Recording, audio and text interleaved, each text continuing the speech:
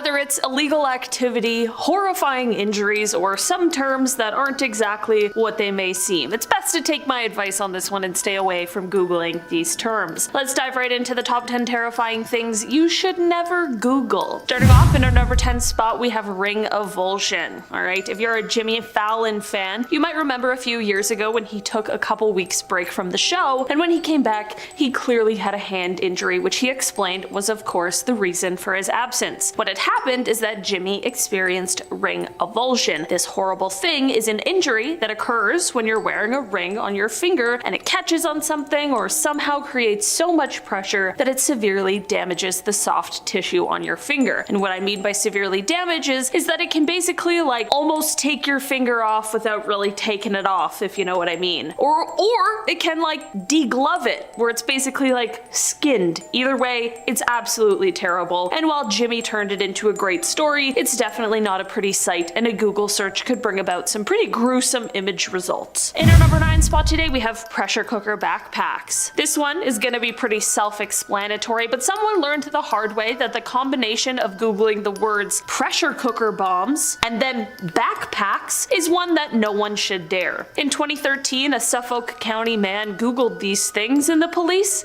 later showed up to his house. I mean, yeah, it's definitely a strange combination of things to Google one after the other, but in case it isn't just a coincidence, I'm glad someone is looking out for these kinds of things. In the end, after some investigation, the police were able to determine that there was no threat and that the man was just feeling a little curious that day. Sure, he also learned a very valuable lesson and likely regrets his search history. In our number 8 spot today, we have insider trading. Listen, I don't know anything about trading or stocks or anything like that, but I have learned to never Google the words insider trading in an international account. Someone else made this mistake and ended up paying the consequences. Back in July of 2017, MIT researcher Fei Yan ended up being arrested after he Googled that phrase and then allegedly purchased a bunch of stock. The arresting charges were 3 counts of fraud because federal prosecutors claimed that this stock that was purchased made him $120,000 in illegal profits. Apparently, this guy was using information that was obtained through his spouse's job, which gave illegal insight into certain trading options in order to make these trades, but not before Googling how to avoid law enforcement while doing it, and a bunch of other things that created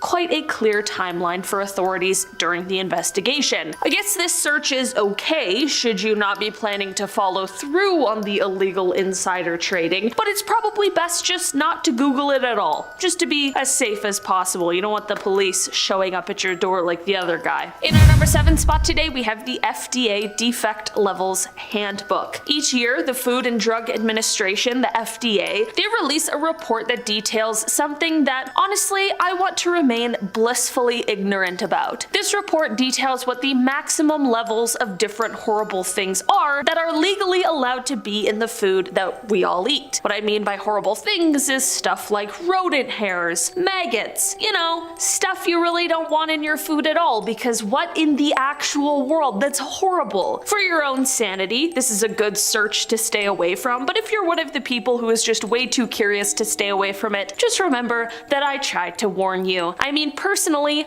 I don't want to know how many bugs are allowed to be in my food. I just don't think I could handle it, okay? In our number 6 spot today, we have crocodile. This is the nickname that is used to describe desomorphine, which is a morphine derivative that has some extremely strong effects. This illicit substance, unfortunately, has found its way into the lives of those battling addiction, and it has absolutely wreaked havoc, and the results of its usage are truly terrifying. Unfortunately, much of the production of this substance is illegal, which only leads to an increase in the negative impact it has on the users. The side effects of it often are due to certain toxic substances, which does what is referred to as cooking the skin. Definitely sounds completely horrible. It can also lead to large-scale tissue infection or even damage in the area where it was administered. In fact, the effects of this substance are so bad that many refer to it as the flesh-eating drug. It's safe to say this is definitely something that no one should do and probably probably just don't Google it either. In our number 5 spot today, we have the Grizzly tapes. Okay, you should never Google this because these videos should never be watched because this is something that should have never even been recorded. These tapes were the last thing left by Timothy Treadwell and his girlfriend. Timothy Treadwell was known as the Grizzly Man. He spent 13 years of his life going in and out of living with bears, which for the most part sounds like the most terrifying thing you could imagine, but for him, he wanted to show the world that you could live with bears and that they were not an animal to be feared. Well, even though he was able to spend over a decade in their presence, it's this living situation that would eventually lead to his death. Timothy was making a documentary about bears, so naturally he was spending quite a bit of time with them as he filmed. One day, while he was with a grizzly and filming for the doc alongside his girlfriend who was there to help him with the movie, the bear that they were interacting with ended up turning angry, frightened, or something happened that changed its behavior because it went on to kill both members of the couple as the camera rolled on. It's horrible. You can't see too much of what is happening, but you sure can hear it all, which is definitely bad enough. In our number 4 spot today, we have a jigger. When I hear this word, my mind goes to the bartending tool. It's like a shot measurer, okay? After I finish up my work here, I go to work at a restaurant. I see these things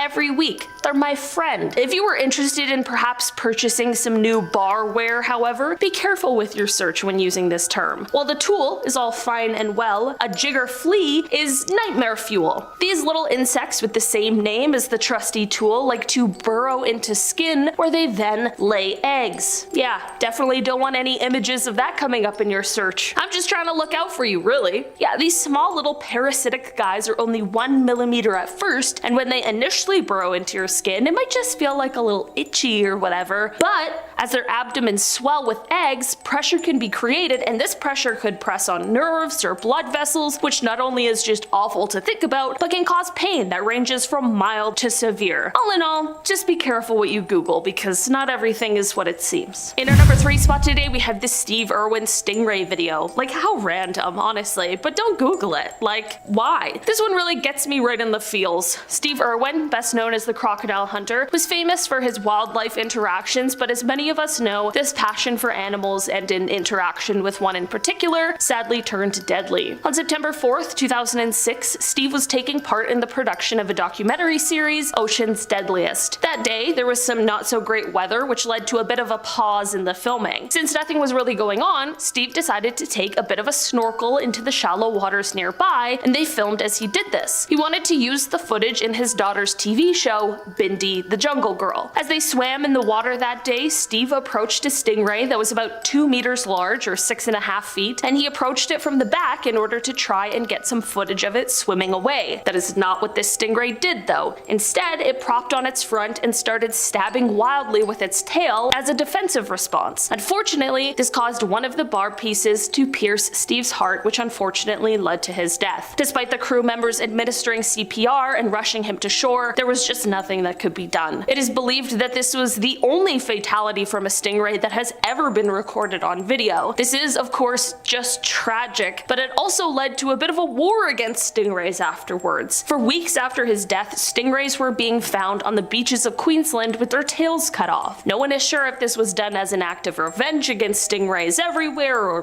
what the case was. But yeah, this is one video that don't Google. No one wants to see it. It's just terrible. It's sad. In our number 2 spot today, we have found in fast food. Of course, we have all heard tales of people making stuff up to try and get some kind of free food from their favorite fast food restaurants, but also there are some very real, very disturbing stories out there of stuff people have found, and it is all too searchable. If you searched things people have found in fast food, you'd be met with enough evidence to make you question every fast food meal you have ever and will ever eat in your life. People have found hardware parts, human skin, an entire rat, bugs, hair, and even a whole chicken head. I have a million questions, but I don't even want to attempt a Google search to find out the answers because I'm scared of what I might find out. Reading enough of these harrowing fast food tales is enough to ruin anyone's appetite. In our number 1 spot today, we have mouth larva. Pretty self-explanatory as to why you shouldn't Google this one, and I'm not even sure why anyone would. Maybe in an attempt to find moth larva information and there was a bit of a typo, but even then, maybe just stay away from Googling that as well. Whatever reason you might be thinking of or accidentally typing moth larva into the search bar, it's best to refrain from, because this is one search that will just gross you right out. This search will definitely yield results of humans and other animals that have larvae crawling in between their teeth. Yep, exactly what it sounds like. Mouth larva. Larvae and mouths. It's horrible, it's disgusting, and there's not only photos, but there's videos too, in case you wanted to get really weird. Just because you can Google these things does not mean you should. 10 is Lily. One day, a group of paranormal researchers received a doll with a note attached to her saying, quote, "I found her outside my door one morning with a note that said to not put her in front of mirrors or in the same room I sleep in. I gave her a flashlight so she could drain the batteries, but instead she made my lights flicker at night. My cat would not go near her and my dog would just stare. At times I would be woken up from a dead sleep smelling burnt toast or sometimes a sweet, fruity smell. Her favorite color is red. That is all I know." The researchers were very intrigued by the doll, and it didn't take long before Lily began acting strange around them too, and they knew that something was deeply wrong. But unlike what any sane person might do, like, I don't know, get rid of the evil and creepy doll, they decided to mass produce it using the original as a template.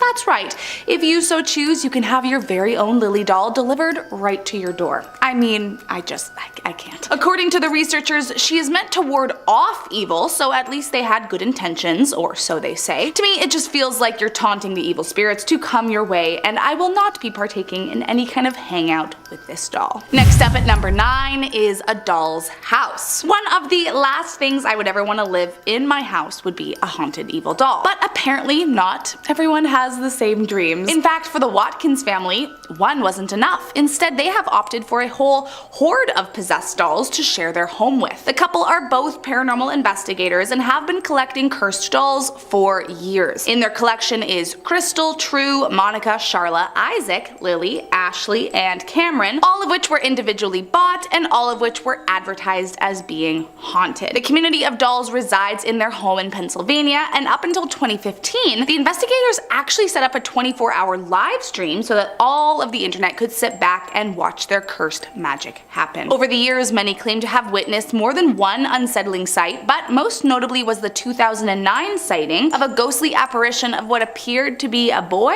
Okay, so maybe it's not the scariest of the bunch, but it is still a room full of possessed dolls, so it's a no for me. Coming in at number 8 is Amelia. Maybe one of the oldest haunted dolls still in existence, Amelia has been giving people nightmares for over 100 years. Back in the 1800s, she was gifted to the King of Italy, and from what I've been able to find, she wasn't yet haunted when under possession of the king. When the king died, he passed on the doll to one of his closest and dearest friends, Ulvado Bellina, who tragically, however, was assassinated, and so the doll passed down to his daughter, Marie. But still, the doll remained as sweet and unhaunted as ever. That was, of course, until the World Wars. Although she managed to get through World War I relatively unscathed, as the story goes, in World War II, there was a huge explosion and a woman dove into the chaos to try and save the doll for young Marie. Sadly, the woman trying to help lost her life, and to this day it's believed that her soul is the one that haunts the doll. Now missing both arms and a good portion of her scalp, it's said Amelia routinely opens and closes her eyes and is often heard crying out for her mother at night. What makes the last bit extra creepy is that the original voice box of the doll no longer works. In fact, it hasn't worked for years. But still, every night, her cries ring loud and clear for all to hear. Next up at number 7 is Amanda. Unlike many of the others on this list, Amanda is a bisque doll. What that means is that she's made of unglazed porcelain, and while in her time she may have been used as a toy, ultimately they have turned into collector's items for the affluent. Truthfully, Amanda's specific origin story is unknown. However, we do know that she first came into the limelight after being purchased off of good old eBay. The original purchaser of the evil doll didn't last long, as they said she brought bad luck into their lives. They sold it once more, and the next owner complained of the same issue. All in all, she has been sold and purchased 10 times, never lasting long in any of the homes she finds herself in. On top of bad luck, owners have complained that she moves around all on her own, often being found in places where there was no explanation for her being there. Creepiest of all comes from her current owner, who, despite knowing the rumors surrounding the doll, decided to go ahead and bring her into their home. At least they had the knowledge to store her inside a glass case. Except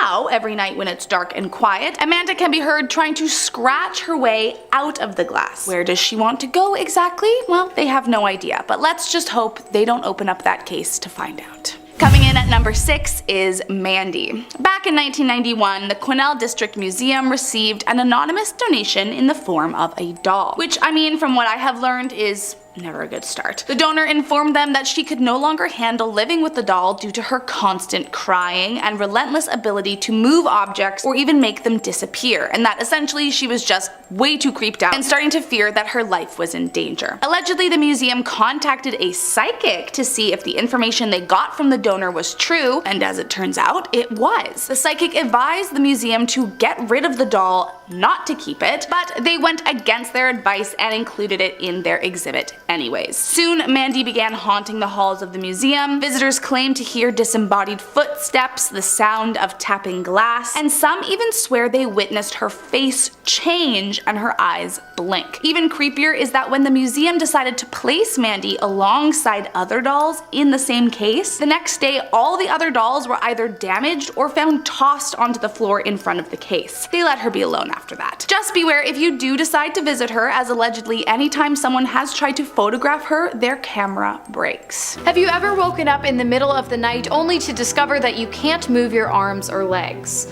Not only that, but you can't seem to muster up the ability to make a sound, and so when you see a dark scraggly demon lurking at the foot of your bed or sitting directly on top of you, all you can do is sit there and stare at it, feeling nothing but pure terror. Well, if you have, it sounds like you've been visited by a Phi-am. The Phi-am has its roots in Thai folklore, where it is believed to be the lesser known cause of the well-known phenomenon of sleep paralysis. Phi-ams have been known to sit on their victims' chests in the middle of the night, restricting their movement and instilling fear into their souls, and in extreme cases, crushing their lungs entirely and taking their lives. It is said that the creature tends to haunt men more than women, and so in some places where the demons are more common, men have actually been known to don traditional women's bedtime clothing to avoid being haunted by the demon. Small price to pay for not having your lungs crushed. The Alp is a creepy creature from German folklore, and it's the stuff of nightmares, literally. Known for causing horrible nightmares, the Alp is said to sit on its victims' chests in the middle of the night, causing the sleeper to wake up in a panic, unable to breathe or move as they're crushed under the weight of the creature. Yes, this is another sleep paralysis demon. The Alp is usually described as a small elf-like being, but it can shapeshift into other forms, usually animals like cats, dogs, or snakes. It's also said to sometimes ride a horse. The Alp also wears a special cap that gives it the power to become invisible, sneak into people's homes unseen. This is just another one of the many demonic entities people used to try and explain sleep paralysis back in the day. And when people would wake up feeling terrified, unable to move, the heavy pressure on their chest, having a hallucination of something sitting on top of them or lurking at the foot of their beds, it's no wonder people thought there were malevolent demons roaming around in the night. I can only imagine how horrifying it would have been to grow up around this time. I mean, I've had sleep paralysis, and if my mother told me that it was thanks to a demon, I would just never go to bed again. The Mongolian deathworm demon is honestly just gross. It's gross. It's gross to look at, it's gross to think about, and yet here I am talking about it to you because I respect you enough to know that you are brave enough to handle the gross demon worm. And I'm proud of you for that. Now, while many zoologists believe that the idea of the Mongolian demon worm comes from an exaggeration of real snake and worm sightings, Mongolian locals to this day claim otherwise, and many of them say that they have actually seen this giant creature for themselves and just narrowly escaped its vicious attack. You see, Mongolian deathworms are said to have a large circular row of incredibly sharp teeth and venom that acts like acid. My advice, if you're in Mongolia, avoid the desert. And maybe you will make it out alive. This demon is about as evil and demonic as a demon can be. Lamashtu, another demon from Sumerian and Mesopotamian mythology. An entity with the head of a lion and long, sharp talons and claws like a bird. Lamashtu really doesn't have any redeeming qualities. Some of her hobbies include, but are not limited to, messing with women while they're pregnant, kidnapping newborns, sucking out men's BLOOD, infesting rivers and lakes, spreading disease and sickness in general, ruining crops, and giving people nightmares. Lamashtu was so terrifyingly evil that people would often try to ward her off with the help of another demon, Pazuzu, Lamashtu's arch nemesis. The Batman to her Joker, the He-Man to her Skeletor, the list goes on, you get my point. Imagine, you're walking home one night, it's dark, and you're all alone. All of a sudden you look up and realize you're standing face to face with the most beautiful woman you've ever seen. She has piercing eyes, shiny black hair, and then she starts to smile, exposing 2 rows of red-stained, razor-sharp teeth. You fall backwards to see that something is missing. Her body. This woman isn't a woman at all, just a floating head with half a neck and a trail of guts and organs hanging out. You have stumbled across a Karasu hungry for human flesh.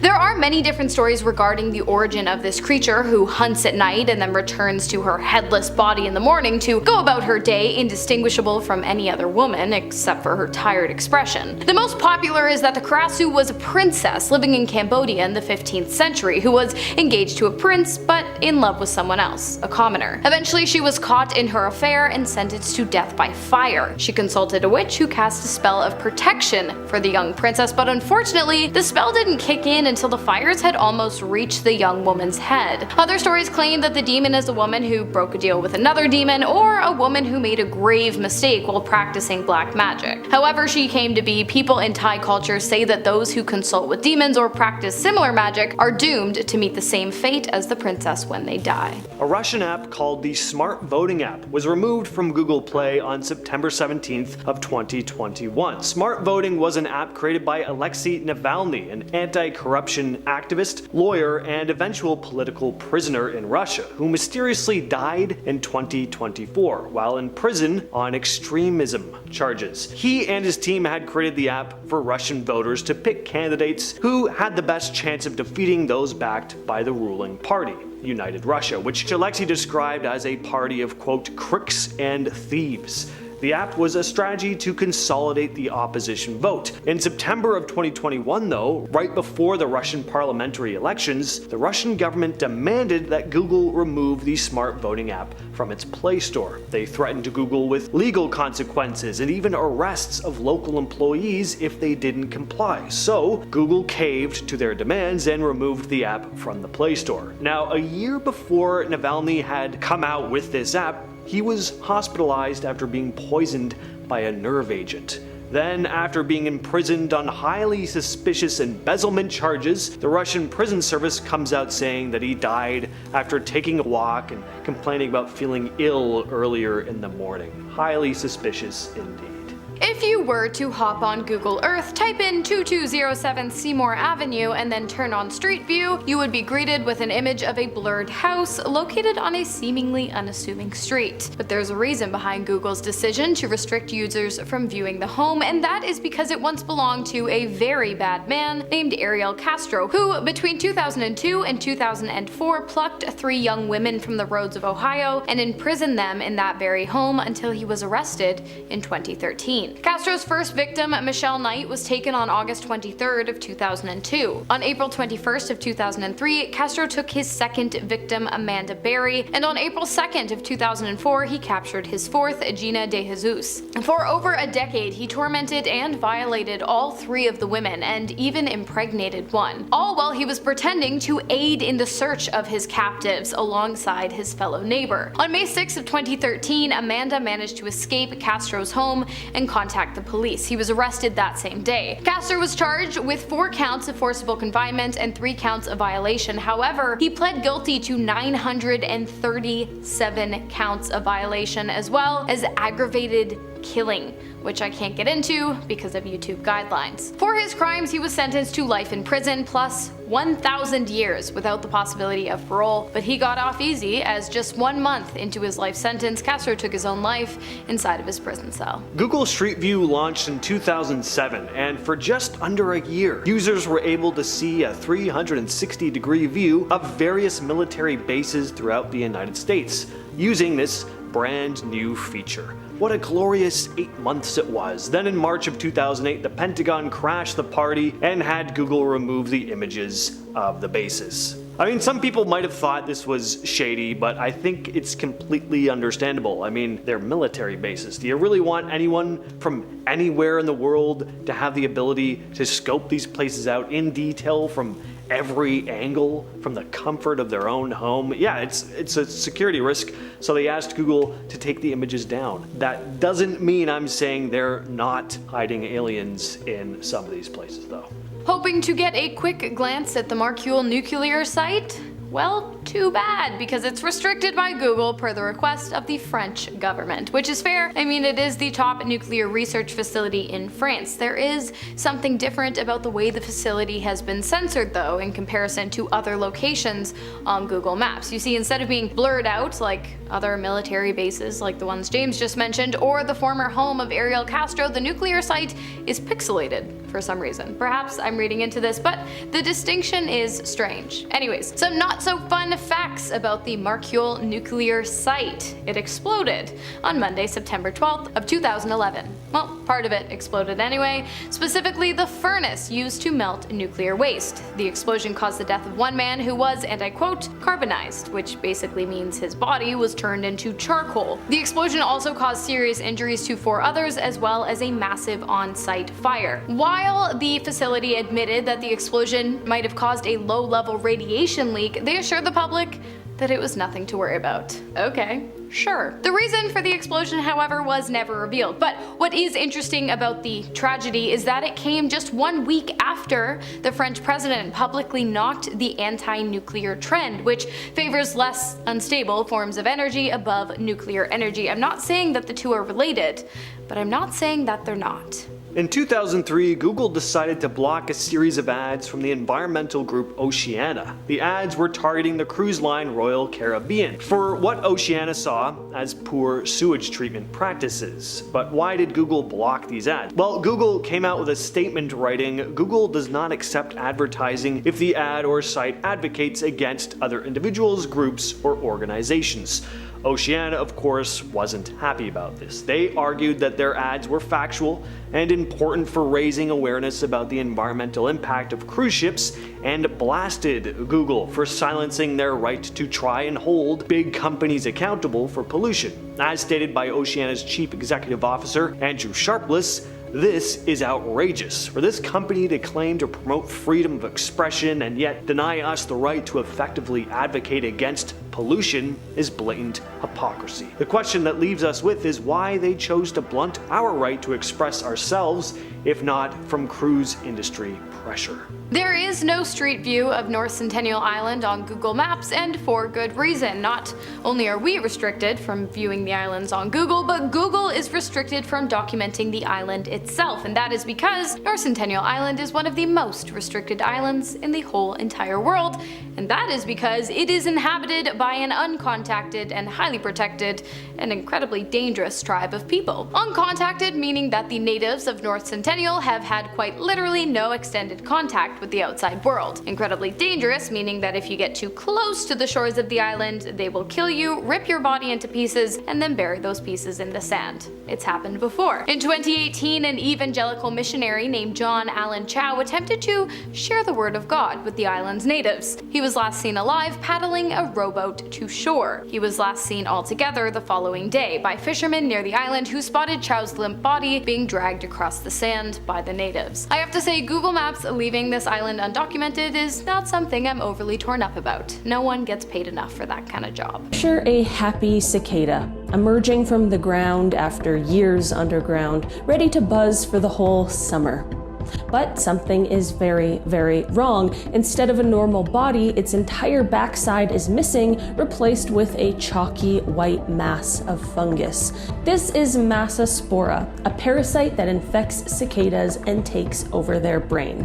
What's disturbing is that the fungus produces chemicals similar to hallucinogens, which make the cicada hyperactive. Even though half its body has rotted away, it keeps flying, it keeps mating, and keeps spreading spores. Basically, it's like a real-life zombie bug. Googling this will show you photos of cicadas with their abdomens missing, a puff of white fungus where their body should be, still buzzing around like nothing is wrong. It's disgusting, and it's terrifying, and it's also 100% real, unfortunately. In the 1950s, residents of Minamata, Japan started noticing something strange about the local cats.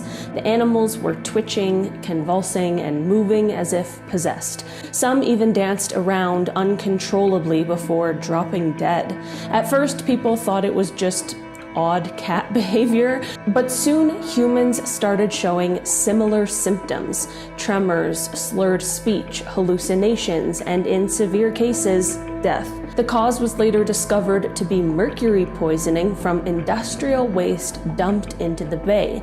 The mercury built up in the fish, the cats ate the fish, and the people, they ate both. Googling this pulls up haunting images of sick cats and later tragic photographs of Minamata disease victims. It's disturbing not just because of the symptoms, but because it's a chilling reminder of what happens when pollution spirals out of control. If you've been around here for a while, you might know that I absolutely do not like spiders, so this is a fact that makes me feel itchy. Imagine looking up at the sky and seeing hundreds of spiders falling on top of you.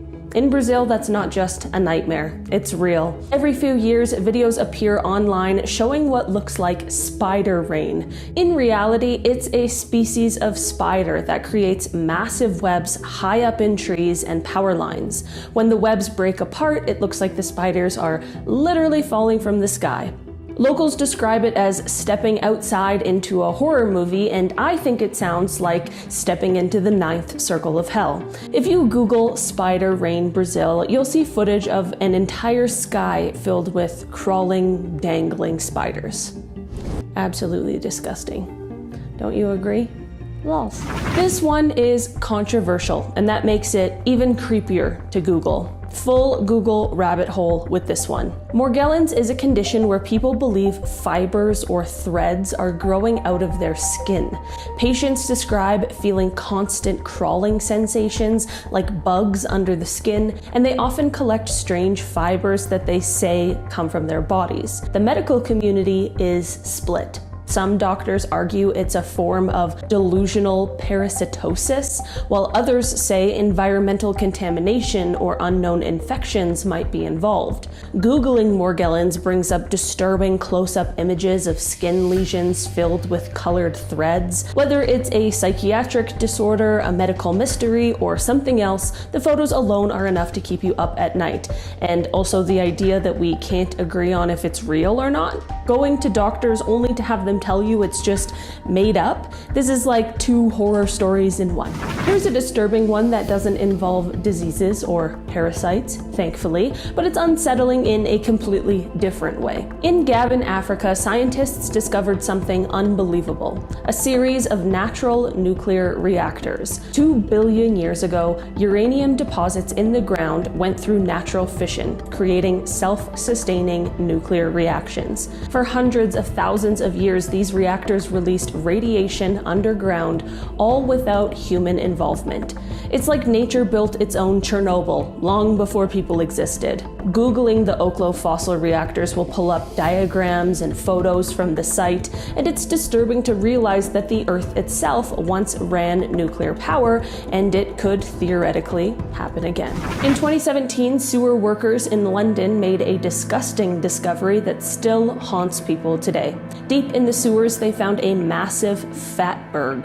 a solid, rock-like mass made of congealed fat, cooking grease, diapers, wipes, and whatever else people flushed down the drain. This one weighed 130 tons and stretched the length of 2 football fields. Breaking it down took weeks of manual labor, and the descriptions from workers are stomach-turning. Googling London Fatberg brings up photos of what looks like a giant, pulsating blob of waste stuck in the sewers. It's disturbing because it's not fiction, it's the reality of what happens under our cities when we treat the sewer system like a trash can. I feel like any person who had to deal with that deserves early retirement. Honey is supposed to be sweet and harmless, but not all honey is safe. In parts of Nepal and Turkey, bees feed on a kind of flower that contains a natural neurotoxin. The honey they produce is called mad honey. It looks normal, but eat too much, and you experience dizziness, hallucinations, vomiting, and even heart failure. Historically, armies used mad honey to poison enemies. Today, certain thrill seekers still try it for its psychoactive effects, but cases of poisoning are well documented. Googling mad honey poisoning will show you people collapsed after consuming it, as well as locals scaling dangerous cliffs to harvest this deadly honey. The coconut crab is the largest land crab on Earth, weighing up to 9 pounds with claws strong enough to crack coconuts. But what really disturbs people is its diet. These crabs are opportunistic predators and scavengers, and there are documented cases of them hunting and eating live birds. One set of photos shows a coconut crab climbing a tree, snatching a seabird, and dragging it back down to devour it. If you Google this, you'll see the unsettling sight of a giant crab tearing apart a bird with its claws. Is it the worst thing ever in the world? Probably not, but it is deeply, deeply unsettling. This one sounds like a bad horror story, but it's very real. The tongue-eating louse is a parasitic isopod that spends its life inside a fish's mouth. It starts by swimming into the gills of the fish and then latching onto the base of the tongue. At first, it just feeds on the fish's blood, slowly draining the tongue of circulation. Over time, the tongue withers away completely. That's when the louse does something almost unbelievable. It physically takes the place of the missing tongue. The parasite attaches itself to the muscles in the mouth and basically becomes a working replacement. The fish can still eat and survive, but every time it moves its tongue, it's actually moving the parasite. There are confirmed cases in snapper, grouper, and other tropical fish, especially off the coast of California and in the Gulf of Mexico. Fishermen have posted photos online of opening up a fresh catch and finding a bug staring back at them from the mouth. Imagine cutting into your dinner and realizing its tongue has been replaced with a living creature. Scientists say it's the only known parasite in the world that can fully replace an organ, and while it doesn't usually kill the fish, it's disturbing to think about how many of these creatures could be out there hiding this creepy little secret on the inside. Nasal myiasis is one of those medical conditions that will stick in your brain forever once you see it. So sorry. Myiasis is the technical term for an infestation of fly larvae inside human tissue. One of those things that I wish I didn't know. In this case, the larvae crawl into the nasal cavity and start feeding on living flesh. It usually happens in tropical and subtropical countries where flies are common, and it's most often reported in patients who are already sick or elderly since they're less able to fight off infections. The symptoms are horrifying. Patients feel a constant crawling sensation inside their nose and face. There's intense pain, bleeding, and often a foul smell because the tissue inside is literally rotting away. I'm so sorry for saying that. In documented cases, doctors have pulled out dozens of maggots wiggling from deep inside a patient's sinus cavity.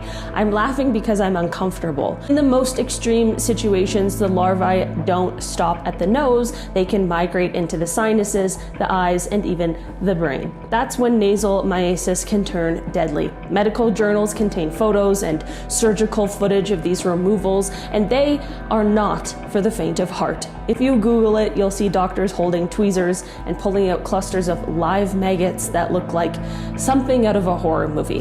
Who do you have to blame when you're sick? Other than the person who got you sick, that is. Well, if you know anything about ancient Sumerian mythology, and like blaming demons for your problems, then a sag may be responsible for your 14th trip to the toilet in the span of a day. A sag is a pretty nasty demon said to cause sickness. He's a hideous creature born from the underworld. So busted looking is he that his presence alone is said to make fish in the rivers boil, and one glimpse at the entity can cause people to fall sick and die on the spot. What's worse is that he doesn't come alone. He has an entire army of demonic offspring at his back. But how did he manage to procreate, being that people can't even look at him without dropping dead? Well, Asag didn't make love with people, he had his offspring with the mountains themselves, all the mountains in the world. So his sons and daughters are part hideous demon, part hideous rock creature. If you've ever seen Game of Thrones, I have a feeling you're gonna like this next one. It's called a Draugr, and honestly you'd have a hard time convincing me that it wasn't the inspiration behind White Walkers. The demon comes from Nordic folklore. It's an ancient undead monster known to rise up from its grave and attack the living. Oh, and it's most active at night and in the winter. Sound familiar? When a person dies and is buried in the ground, it is believed that they will turn into a Draugr if they either practiced black magic, were executed, died an accidental death, or were buried outside a churchyard. I know, it's a broad spectrum and it doesn't make a lot of sense, but that is the criteria according to the Nordic folklore. Along with attacking the living, Draugrs have been known to climb onto the top of people's homes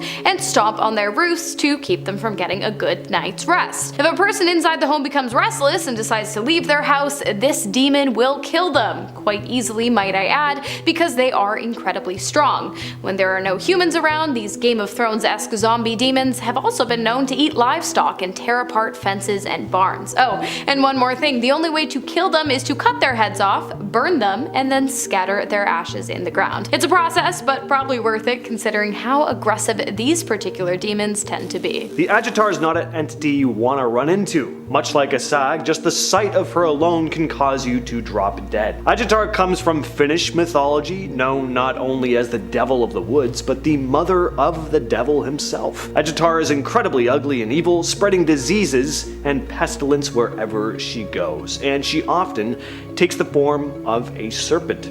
She's accompanied by them as well, and some stories even say she can control them. Snakes come up a lot in ancient myths about demonic entities. Unsurprisingly, people still fear snakes today, but especially back in the day, snakes were often seen as symbols of evil and poison in cultures across the world. People in ancient Finland believed Agitar could bring bad luck and misfortune just by being near. She was blamed for all sorts of problems, from poor harvests to outbreaks of sickness. If things started going wrong, it was said that Agitar was probably lurking nearby, making life difficult just for the sake of it, as demons do. In Japanese folklore, there is something called yokai, which directly translated means strange apparitions. They are a class of supernatural entities and spirits whose behavior can range from benevolent and kind to mischievous, all the way to malevolent and incredibly dangerous. One such malevolent and dangerous yokai is the Rokurokubi, the apparition of a woman with sharp teeth, a taste for human flesh, and a neck that can stretch out of her shoulders and slither around the room like a 50-foot long snake. One nurse, we'll call her Jackie, shared an encounter with a Rokurokubi, claiming that she had been attacked by one while working at a hospital in Japan. One night, one of Jackie's patients called her over to say that a woman wearing a red kimono had been standing beside her bed the whole night, but she couldn't see the woman's face because it had been covered with long black hair. The next night, a different patient told Jackie almost the same thing, except this time, the woman's neck was stretched up so high that her head was touching the ceiling. The nurse wasn't convinced, and the hospital wing she was working at was pretty much empty, so she decided to lay down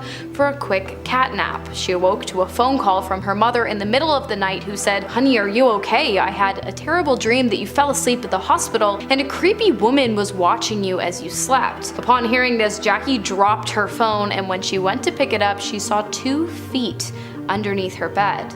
And And when she looked up, the outstretched neck of a woman smiling from ear to ear with dead eyes and razor-sharp teeth. I guess Jackie fainted because the next thing she knew, she woke up surrounded by hospital staff. She quit her job that day and hasn't returned to the hospital since. And honestly, I don't blame her. I'm covered in goosebumps just from reciting the story. I couldn't imagine living it. Now, we can't talk about demons without mentioning at least another yokai. There are tons of these creatures and entities that fall under the yokai umbrella in Japanese folklore.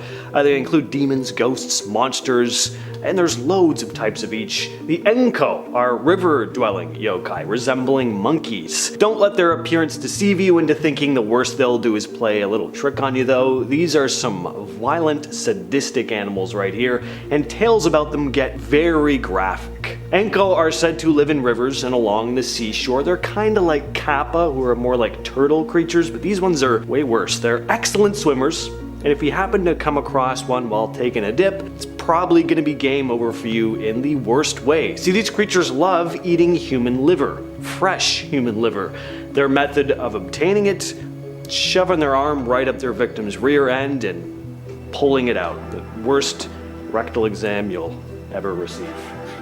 In China, Google is barely usable. Almost everything is met with heavy restrictions. Google followed China's censorship rules until 2010, filtering out results the Chinese government didn't like. This was part of the Great Firewall, a series of strict internet regulations enforced by the People's Republic of China. Now, Google complied in order to avoid getting blocked altogether, as had happened back in 2002. They promised not to share user info with the government though, and let users know when content was restricted. In 2009, Google came under fire from the Chinese government for allowing search results with explicit content and was ordered to block certain overseas websites. In January of 2010, after a cyber attack targeting Chinese descendants, Google announced that they were going to stop censoring results on China's version of Google. By March 2010, Google redirected Chinese Google users to Google Hong Kong, where search results were uncensored. But China's Great Firewall still blocked certain terms. Then in 2018, it was revealed that Google was now working on a new censored search engine for China called Project Dragonfly. This was a highly controversial project that led a number of Google employees to quit. The project has apparently been terminated, but Google is still highly filtered in the country.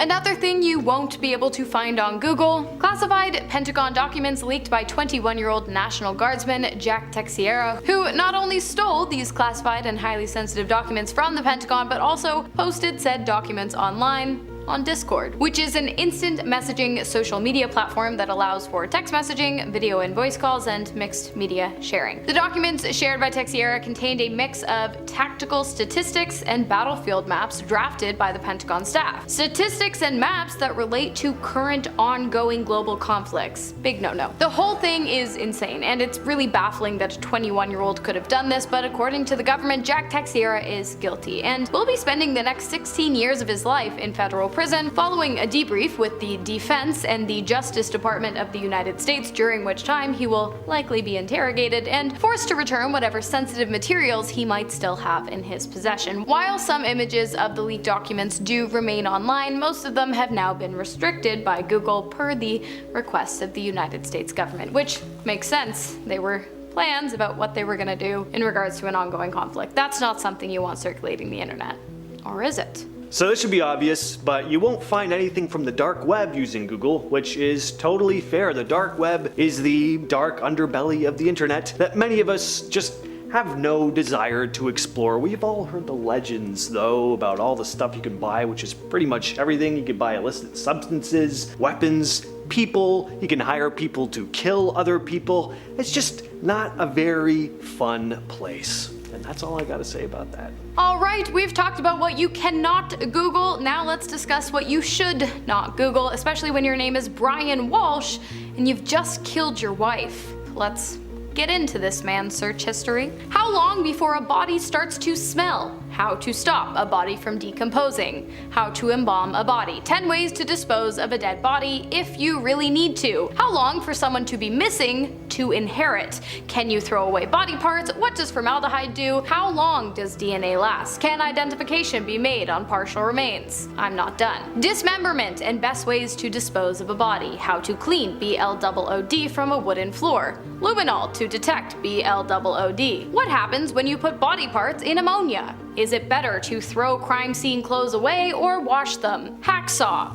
Can you be charged for killing without a body? And can you identify a body with broken teeth? Yeah, he really searched up all of those things. But to make matters even worse, Walsh made every single one of those searches on his son's iPad. Now, the Brian Walsh case is actually an ongoing case. His wife Anna was killed in 2003, so unfortunately I cannot yet say that Brian has been thrown into a cell and that the guards have thrown away the key, but I've got a pretty good feeling we all know how this trial is going to end. Coming in at number 6, former Sansi UFO houses. When construction on these peculiar houses began in 1978, they were marketed to be vacation resorts for US military officers coming from their East Asian postings. But as you might have noticed, they have an extremely futuristic look to them, hence why they got the nickname UFO houses. However, the bubbly pod-like architecture wasn't the only strange thing about these houses. A mere 2 years after construction began, the project was abandoned and never finished due to several car accidents and a number of construction workers who took their own lives on the job. This of course caused a huge loss on the investment and they were forced to end the project. The plan from there was to tear down all the buildings despite a major public pushback, and eventually in 2010 all the UFO houses were demolished. But of course, this still didn't answer the mystery on everyone's mind. What was behind all this tragedy, and why were they so hell-bent on destroying the buildings? Well, there are a few theories. Some believe that the site was the formal burial ground for Dutch soldiers and that the workers had been cursed during construction, while another theory claims that the tragedies were due to the bisecting of the Chinese dragon sculpture located near the resort gates. And of course, the shape of the buildings drew in conspiracy theorists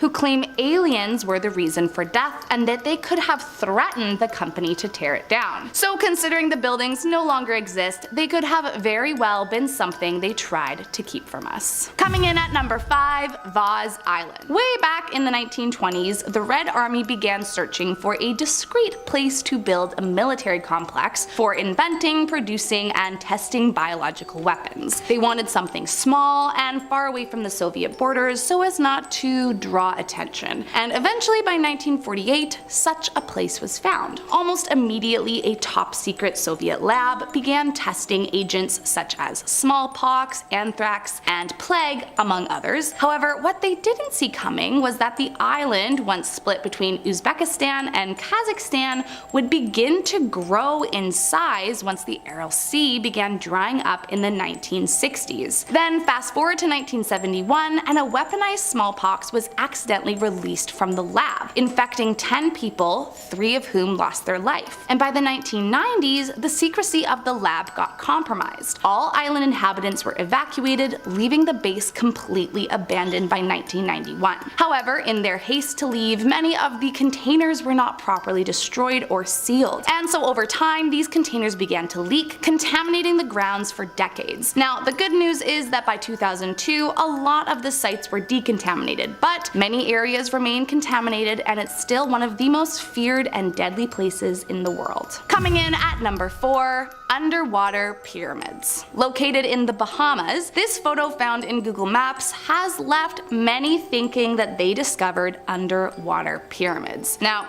I know, this is a full conspiracy theory, but I mean, what else do you expect to find when Google Maps has blurred out seemingly normal places across the globe? The main conspiracy surrounding these alleged underwater pyramids is that they are living proof of the long-lost city of Atlantis, or at the very least, proof of some ancient Aztec civilization. But of course, there are others out there who claim these underwater pyramids all have to do with aliens. The mysterious structure is estimated to measure between 3.5 to 11 miles across, based on the photos, although no one knows for sure as you can't get to the structure to see for yourself. If it is in fact a pyramid and the size that many believe it to be, it would be the biggest pyramid ever built. But seeing as though no one can visit them, it might be a long while before we know if these pyramids prove any kind of extraterrestrial involvement on Earth. Coming in at number 3, Amchitka Island. Once home to the Aleut people for over 2,500 years, Amchitka Island has had no permanent population since 1832. In 1836, when the United States purchased Alaska,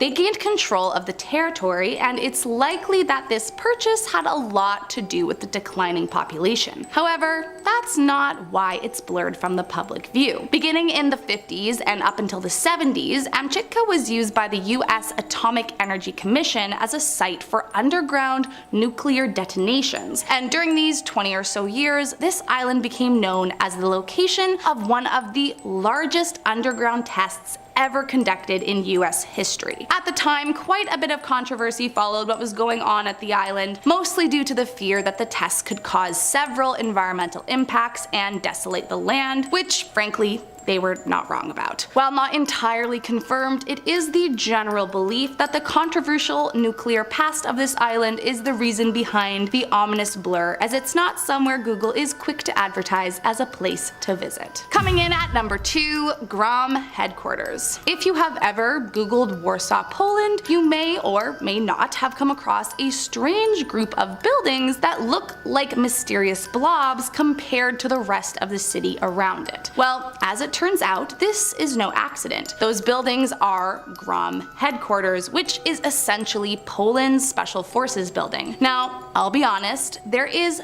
not much you can find about these headquarters. All I can find out about this top secret group is that they rescued CIA agents from a mission gone wrong in Desert Storm back in 1991. And apparently, whatever else it is they are up to, they do not want you to know about. Which, I mean, I guess is kind of the point. So as much as I am sure many of us would like to know what goes on in this super secret Polish spy headquarters, I'm afraid that information is highly classified and their exact location will continue to remain a secret from the public. And last up in our number 1 spot, 2207 Seymour Avenue. Once the home of the beyond evil Ariel Castro, there is no conspiracy that comes with why this house is blurred on Google Maps, only a truly terrifying reality. The horrors in this house began in the mid-90s when Ariel was married to a woman named Grimilda Figueira. Ariel was extremely abusive towards his wife, but despite cracking her skull and causing an eventual terminal brain tumor from his actions, the domestic violence arrest did not result in an indictment. By the late 90s, things began to get even scarier for Grimilda, and so she moved out, took their 4 offspring, and filed for full custody. But again, no charges were pressed against him. However, his abusive backstory with his wife is not the reason for the infamous reason you can't see this house. It's because shortly after their divorce, between the years of 2002 to 2004, Ariel kidnapped 3 young women and held them captive in this house until 2013. His victims, Amanda Berry, Michelle Knight, and Gina DeJesus, were starved, beaten, and endured unspeakable psychological and physical acts at this monster's hands, until finally in 2013 when Amanda noticed a door was left unlocked and saw a neighbor walking down the street. Amanda screamed for help, and the neighbor ran to the house, broke through the door, allowing Amanda to make a valiant escape with her 6-year-old daughter. She promptly called 911, and authorities arrived in minutes, saving the other 2 victims. The case made international headlines, and Ariel Castro was rightfully sentenced to life in prison plus 1,000 years without possibility of parole. As part of the plea bargain, the house was actually demolished, but still the story was so evil that it remains blurred on Google Maps forever. We're going to start off the list with the Springfield 3. So it's June of 1992, and 2 friends, Stacy McCall and Susie Streeter, have just graduated high school. They go to their graduation party and leave at around 2:15 a.m. Their plan is to spend the night at another friend's place, Jane Kirby, and then go to a water park the next day. But Jane's place was too crowded, so they decided to sleep at Susie's mom's place. The next day, Jane and her boyfriend headed to the water park as planned. They waited around for a bit, but no sign of Susie or Stacy. Eventually, they went over to the house to see what they were up to. They knocked, no answer, knocked again, nothing. They didn't seem to be home, but the door was unlocked and all of their cars were parked outside. A few hours go by and then Stacy's mom, Janice, comes over to investigate. They all entered the home to discover that, there was nobody home. Even stranger than their cars still being outside, though all of their purses were still home. Even Susie and her mom Cheryl's cigarettes were still there. On top of that, there was no sign of a struggle. It was as if they just vanished into thin air. And with no leads, there wasn't much anyone could do but aimlessly search around. Until this day, the case is still a complete mystery. Next on the list is Mr. Cruel. So this case is incredibly creepy. From 1987 to 1990, there were 3 attacks made by a still unknown assailant in Melbourne, Australia. He wore a balaclava, so victims were never able to get a good look at his face. All we have to go off is this unsettling police sketch. The media soon dubbed him Mr. Cruel, and the name really fits. This guy broke into 3 family homes with the entire families present and would torment them. He'd tie the parents up and cut the phone lines before abducting the youngest of the family. You can only imagine the despicable things this guy did after that. Now, fortunately, his 3 victims would eventually be released, but Mr. Cruel was never found or even identified.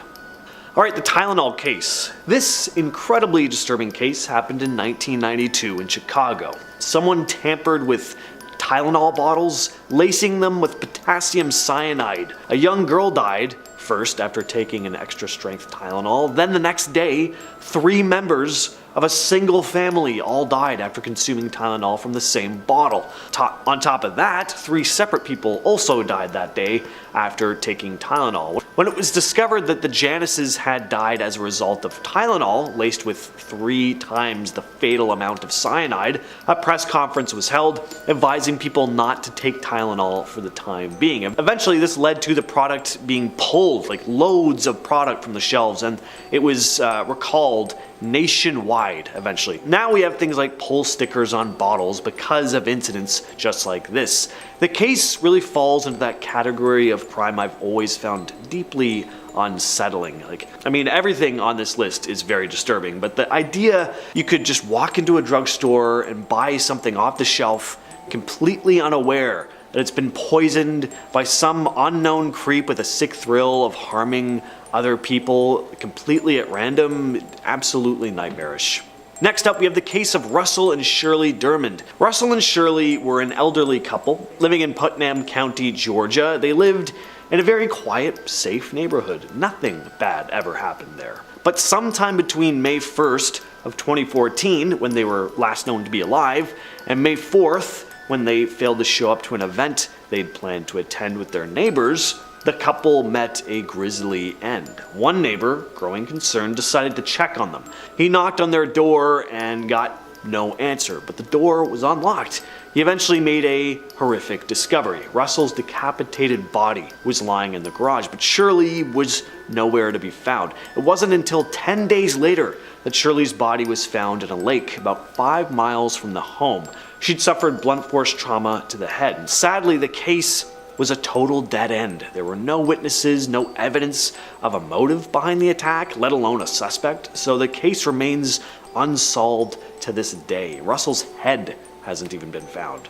Next, we have the mysterious death of Robert Wone. So this is a very, very strange case. So on the night of August 2nd of 2006, Wone, who is a lawyer, was staying at the home of 3 friends, Joseph Prince, Victor Zaborski, and Dylan Ward, in Washington, D.C. That night he was supposed to sleep in a guest room, but he was found dead in the room from stab wounds. The 3 housemates called the police, claiming that an unknown intruder must have entered the house, but investigators found little evidence of any forced entry, and even stranger, there were no signs of a struggle, like as if Wone hadn't tried to defend himself at all. This meant he was likely incapacitated with a paralyzing agent before being stabbed. The other strange part was the lack of blood. There was none. There wasn't even any coming out of his wounds. It was such an oddly clean crime scene. Suspicion fell on Price, Zaborski, and Ward. They were later charged with obstruction of justice, conspiracy, and tampering with evidence, as it seemed they were not fully cooperating with the investigation. And during the trial, the defense maintained their innocence, though, arguing that Juan's death was indeed caused by some unknown intruder. In 2010, the three housemates were acquitted of the criminal charges. The judge noted that the prosecution had failed to prove their case beyond a reasonable doubt. Now, that's a pretty infuriating way for the case to end, because obviously these three housemates had something to do with Juan's death. But what was the motive? That's the question. Next is the case of the Setagaya family. On the night of December 30th, 2000, in the Setagaya ward of Tokyo, the Miyazawa family, composed of Mikio Miyazawa, his wife Yasuko Miyazawa, their daughter Nina, and son Rei, died in their own home at the hands of an unknown assailant. The crime was discovered on New Year's Day when a neighbor noticed bloodstains in the window of the Miyazawa residence and contacted the police. Authorities would find the lifeless bodies of the Miyazawa family, and it had been a pretty gruesome scene. All four family members had been bound, beaten, and stabbed to death. And the assailant stuck around for a while after committing the act. He ate some of their food, he cruised the internet for a bit, and left without taking any valuable items. Whoever this person was, they're still out there unless they've died since. And it's frustrating because there was so much evidence at the scene. There was DNA and fingerprints everywhere, but somehow the perpetrator has never been identified. Alright, the Brandon Swanson case. This is yet again a completely baffling case. In southwestern Minnesota, in May of 2008, Brandon Swanson, a college student, suddenly went missing. On the night of May 14th, Brandon was driving home from a party. At some point he got lost and then got his car stuck in a ditch. He phoned up his father trying to give him his whereabouts. His parents drove to his whereabouts and tried flashing their headlights, but Brandon said he didn't see them. So he told his dad, you know what, I'm just going to walk to a nearby town to get some help. He could see lights in the distance that he believed was the nearby town of Lind. Dad then stayed on the phone with him as he walked towards the town. At some point during the call, though, Brandon suddenly exclaimed, "Oh, and then went silent. They tried to call Brandon again, thinking the call had just disconnected, but they couldn't reach him. He hasn't been seen or heard from since. Next, we have the Florence Salon case. On a cool November morning in 2001 in Florence, Montana, a customer arrived at the Hair Gallery Salon for a scheduled appointment. What they found was the scene of a deadly crime. 3 women were dead, including Dorothy Harris, the owner of the salon, Brenda Patch, a manicurist, and Cynthia Paulus, a customer. Their throats had all been slit. Once again, there was nothing to go off here. No witnesses, no clear motive or suspect, just 3 innocent women whose lives were taken seemingly at complete random. The case of Lori Deppes. Lori Deppes, a 20-year-old woman, disappeared on August 19th of 1992 from Menasha, Wisconsin.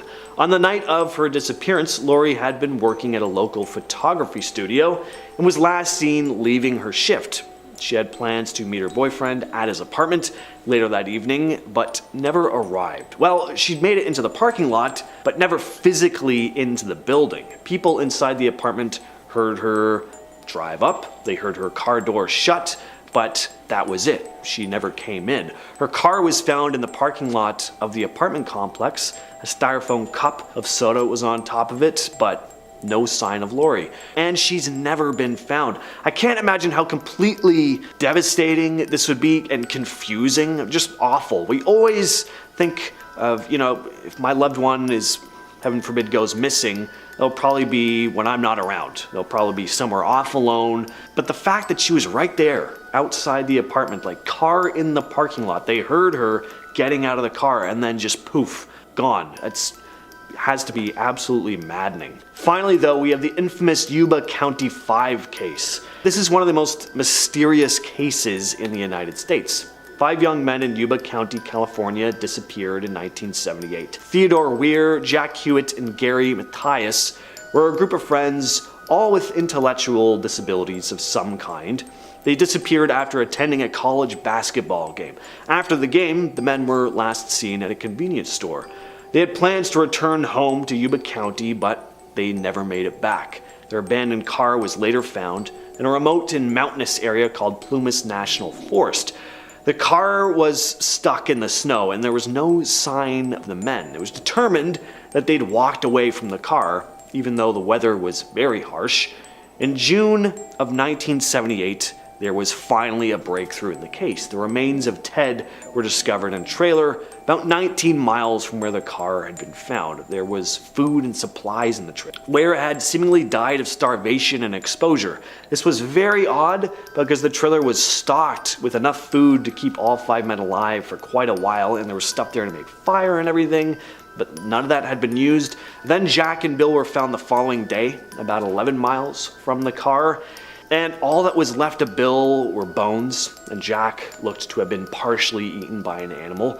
Jackie's remains were found 2 days later, and as for Gary, he was never found. So what went on here? Why did they leave so far from the car and try and stay in this trailer? Why didn't they eat the food that was there? We'll likely never know. Coming in at number 5 is An Island of Dolls.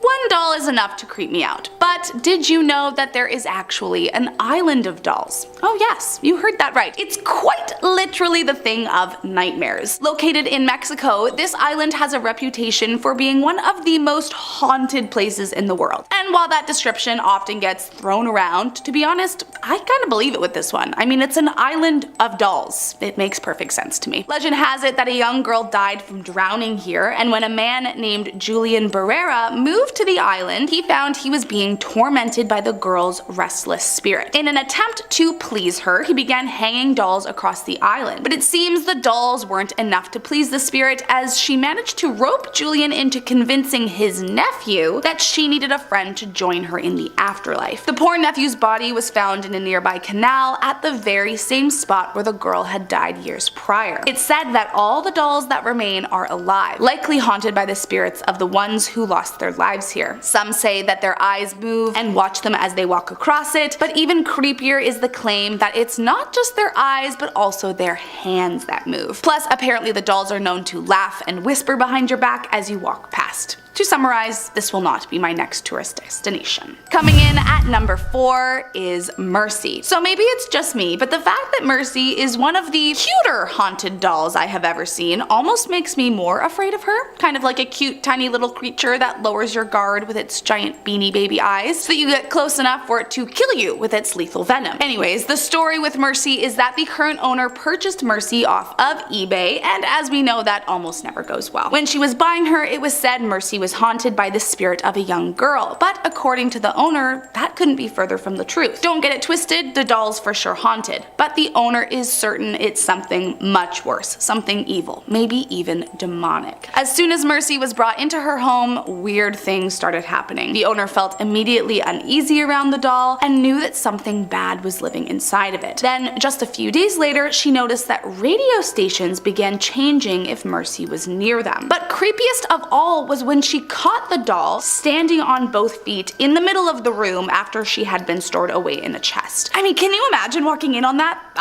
I honestly might move. I know that sounds dramatic, but that house belongs to the demon inside the doll now. I may as well just get out alive while I still can. Coming in at number 3 is Harold. Haunted dolls are a pretty huge thing on the internet, I have come to understand. Personally, I have a hard time understanding why you would want to bring a possessed doll into your home, but hey, to each their own, right? Apparently the whole sensation of it all started back in 2003 with a haunted doll named Harold. Now what's weird about this one is that allegedly after the new owner, Anthony, acquired the doll, the lister on eBay came forward admitting that it was all a hoax and that Harold wasn't actually haunted. But Anthony would beg to differ. Apparently as soon as the doll arrived, strange things began happening. There were swarms of flies surrounding his attic, objects moving all around, and his dog dog even died, completely out of the blue. He even asked his vet. There were no answers, no illnesses, no physical abnormalities, nothing. The dog just dropped dead. That's when Anthony really got frightened. Eventually, he has come to believe that there are 5 different entities living inside of Harold, one of which seems to be the malevolent leader, while the others are being held hostage by the more powerful evil force. Anthony claims he is constantly worried for his life, but the doll continues to live with him as he is unable to make it leave, and he feels it is his duty to figure out how to get the entities out of Harold once and for all. And seriously, save yourself and don't Google him. People that have reported feeling ill or even vomiting up blood after seeing his photo. In that breath, I really hope that doesn't happen to me. Coming in at number 2, Letta. So there are regular creepy porcelain or rag dolls, and then there are marionette dolls, which to me just add a whole other level of terrifying. And the most famous of these is the truly haunting Letta. Her owner Carrie says in his hometown there was an abandoned house that everyone believed was haunted. When he got older, he decided to visit his hometown and check it out for himself if the old house really was scary after all. When he got inside, he found his old historic marionette doll that had been hidden underneath some floorboards, and intrigued, Carrie decided to plop her into the car and take her home. On the drive home, he says the doll spoke to him crying out, "Letta me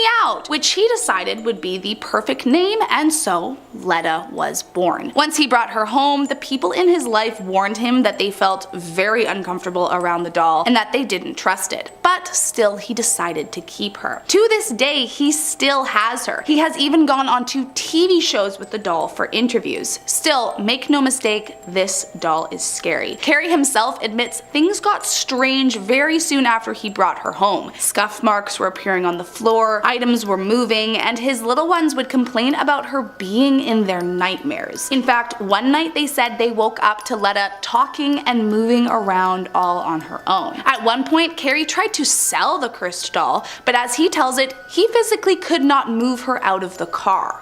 So, moral of the story, maybe don't bring home a creepy doll you found under the floor in an old abandoned haunted house from your childhood. Yeah, do we all agree there? And last up in our number 1 spot today, the Susie doll. As the story goes, in 1983, Susie was given to a young girl named Heather Platt as a birthday present from her aunt Robin. The creepy doll was rough around the edges as she was homemade, but still Heather loved it. But that night, things took a dark turn when Heather's parents were woken up by the sound of growling and saw a dark shadow walk down the street and enter their home. From that day forward, the doll was never the same. Susie began moving things around the house and was often found in completely different spots than where she had last been placed. Things got creepier when they would find Heather sitting with Susie watching TV static in what appeared to be a trance. Next thing they knew, things turned violent as the family would wake up with perfect circles of their hair missing at the back, and medical tests proved that it had been pulled out. But of course, none of them had done anything. Susie began moving freely at a more frequent and alarming rate, never moving while she was being watched, but could change rooms at a moment's notice. Fast enough that by the time you turned around, she could literally be right in front of you. Then after the father was attacked in the middle of the night by the demonic doll, they knew they had to get an expert. In came Lorraine Warren, who took one look at this whole situation and told them to seek out an exorcist immediately. Thankfully, the ritual was complete and the family decided to throw away the doll for good, and according to what I read, the family has never let another doll in their house ever again. And we're going to start off with Issei Sagawa. This was a notorious Japanese criminal who is known for taking lives and consuming human flesh. He's known for ending the life of René Hartvelt in Paris in 1981. In 83, he was deemed unfit for trial by French medical experts and was initially held in a psychiatric institution before being deported to Japan in 1984. But upon his arrival, he was ruled sane by Japanese authorities, who decided his only problem was a character anomaly, and that he did not require hospitalization. Yeah, eating people, just a little character quirk, you know? Now, unfortunately,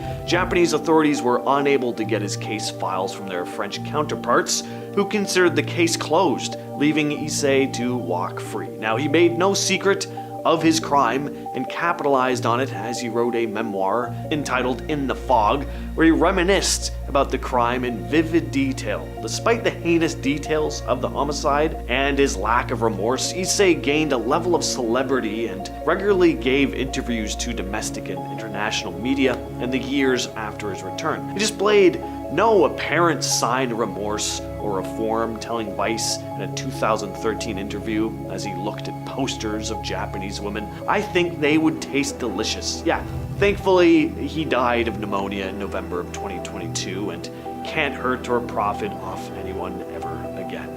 Next up, we have Angela Simpson. In 2009, Angela Simpson lured Terry Neely to her home with the promise of fun bedtime activities and illicit substances. Once inside the home, though, things took a very dark turn. Angela tormented the man for over 3 days, during which time she pulled the man's teeth out of his mouth and drove a nail into his head. And even more disturbing, she did all of this while Terry was seated in front of a mirror, so he was forced to watch all this play out.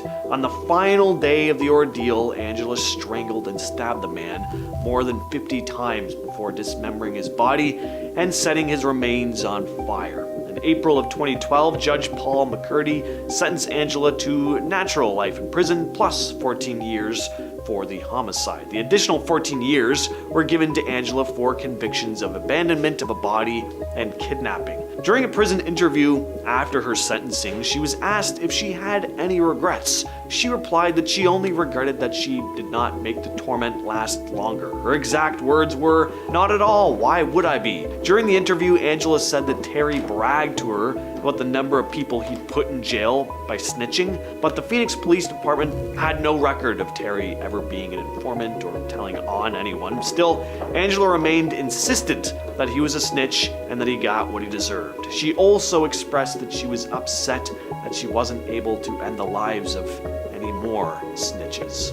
Next up, we have Empress Wu. Empress Wu of China was on the throne from 690 to 705, and she was the only woman in China's history to have absolute rule. But she's not remembered in the best light. She was a cruel, merciless empress who enjoyed tormenting and ending the lives of others. Chinese history paints Empress Wu as a demonic woman who connived her way to power through homicide and deceit. In fact, historians at the time claimed that she, quote, killed her sister, butchered her elder brothers, murdered the ruler, and poisoned her mother. She is hated by gods and men alike. She's believed to have ended the lives of thousands of people. Her reign came to an end in a coup in 704. Members of her court forced her to yield power to her exiled son, Zhongzong. In 705, she was in poor health and died. Her memorial tablet, which she had commissioned when she was an empress, was left purposefully blank, so future historians could compose an epitaph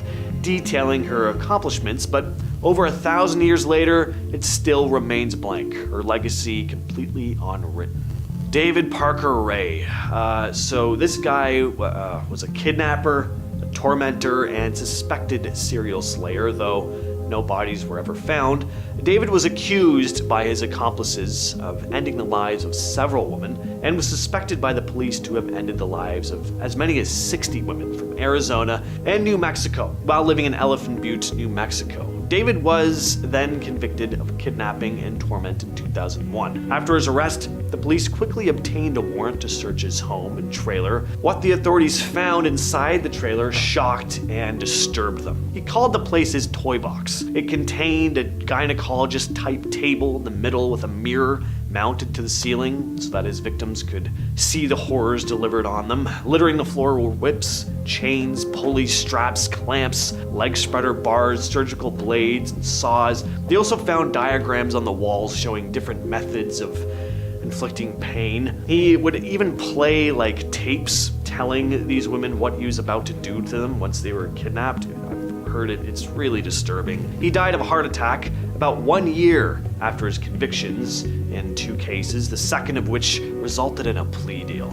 Next up is Bela Kiss. This was a Hungarian serial slayer who lived in the beginning of the 20th century. In 1903, Bela began plotting his horrific crimes. He would place personal ads in newspapers claiming to be a lonely widower looking for marriage under the alias Hoffman. He would use this method to correspond with women and manage to convince some of them to give him their money and assets. Then he would lure them to his house so he could strangle them to death with rope or even his bare hands. Now, not only was that disturbing, but Bella sought to preserve the bodies of his victims. Specifically, he would pickle his victims' bodies in large steel drums filled with wood alcohol, methanol. He'd also drain the blood from the necks of his victims, earning him the nickname the Vampire of Sincata. He ended the lives of approximately 24 women. Tamerlane the Great. So this 14th century conqueror of Western, Central, and South Asia was known as Timur, and he considered himself to be a descendant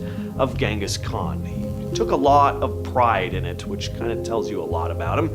He was one of the most horrifying rulers in history, his rule being followed by cruelty and terror, which was responsible for destroying millions of people. He had various ways he would end people's lives, like forcing people to jump from cliffs and mountains, or getting up close and personal and just lobbing off their heads. He was also the one to order thousands of people to die of slow suffocation. He also enjoyed making towers out of human skulls. An estimated 15 to 20 million people died thanks to this lovely man. I'd also like to make a tower out of human skulls, just as long as I didn't, I wasn't responsible for their deaths. If I just found a bunch of skulls, I'd make a tower out of it, sure. In 1969, Donald Henry Gaskins began ending the lives of a series of hitchhikers he picked up while driving around the coastal highways of the American South. He would then torment and mutilate his victims. He claimed to have ended the lives of 80 to 90 people, and he was arrested in 1975. When a criminal associate confessed to police that he'd witnessed Donald ending the life of 2 young men, he was convicted of 8 homicides and was sentenced to death, which was later commuted to life imprisonment without parole. Now in prison, Donald committed another homicide by ending the life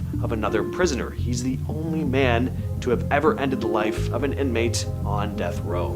Next up, we have Dennis Nilsen. So many people call this guy the British Jeffrey Dahmer. Kind of gives you an idea of what we're working with here. This has to be one of the creepiest criminal cases that I've ever heard in recent history. When I first heard about what this guy did, there was a lot of tossing and turning in bed that night. So Nilsen ended the lives of 15 gay men in London between 78 and 83. He'd keep the bodies around for a while, propping them up and posing them around like life-size dolls before hiding them in the floorboards and eventually flushing the remains down the toilet when they'd become a little too gnarly to keep around. Yeah, he'd flush them down the toilet. So not only was this guy completely deranged, but also incredibly stupid. Folks in the building started complaining about this awful smell, and human flesh was discovered in his sewage system. Dennis claimed he went into a trance, and on 7 occasions actually freed the men rather than ending their lives because he was able to snap out of it. But the majority of his victims weren't so lucky. At one point, Dennis was rapidly running out of storage space, with half a dozen bodies hidden around his apartment. He was forced to spray his rooms twice a day to try and get rid of the flies that were hatching from the decomposing bodies. When neighbors complained about the smell, he convinced them they stemmed from structural problems with the building. Dennis was convicted in 83 of 6 counts of homicide with 2 attempted homicides and was sentenced to life in prison. Still imprisoned at Full Sutton Maximum Security Prison in Yorkshire, England, without the chance of release. Emperor Domitian was the last Roman emperor of the Flavian dynasty, and he ruled the empire for 15 years following the death of his brother Titus in 81 AD. Domitian didn't really care about his citizens at all. He was a self-indulgent man with a thirst for violence. He spent much of his time committing adultery with prostitutes, and he was also addicted to watching gladiatorial fights between women and dwarfs. But Domitian is best known for his reign of terror. After taking power away from the Senate, he became increasingly paranoid about the upper classes of Rome, as he suspected them of plotting against him. Domitian oversaw the death sentences of philosophers, senators, imperial officers, and intellectuals. He even sentenced his own cousin to death at one point.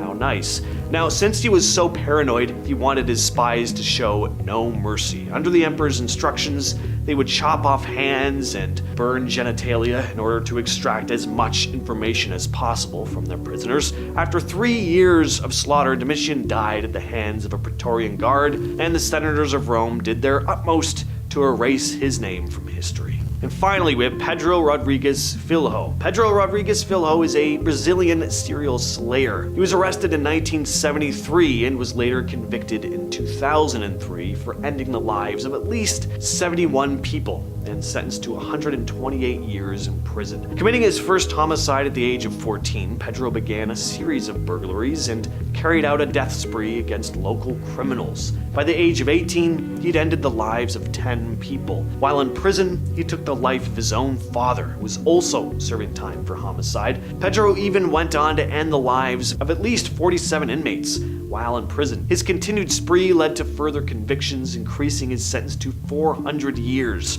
But he was later released from prison in 2007 after serving 34 years. Then he was rearrested in 2011. Following his second release in 2018, he started a YouTube channel called Petrojino X Matador, commenting on modern crimes, campaigning against gang violence, and teaching the public not to be proud of criminal acts. But on March 5th of 2023, he was shot and died of his injuries. Off at number 10, Sandy Island. Also known as the Phantom Island, this peculiar location was first discovered by the famous British explorer Captain James Cook in 1774. Now, what's crazy about Sandy Island is that it was documented on maps, globes, and even nautical charts for 238 years. But now if you go to Google Maps, you will see no such island. The reason being is that in 1979, it was quite literally undiscovered, as apparently no landmass existed there. But even so, it remained on Google Maps until 2012. This seemingly conflicting information made many wonder if there is something that we aren't being told about the strange island, or non-island, I suppose.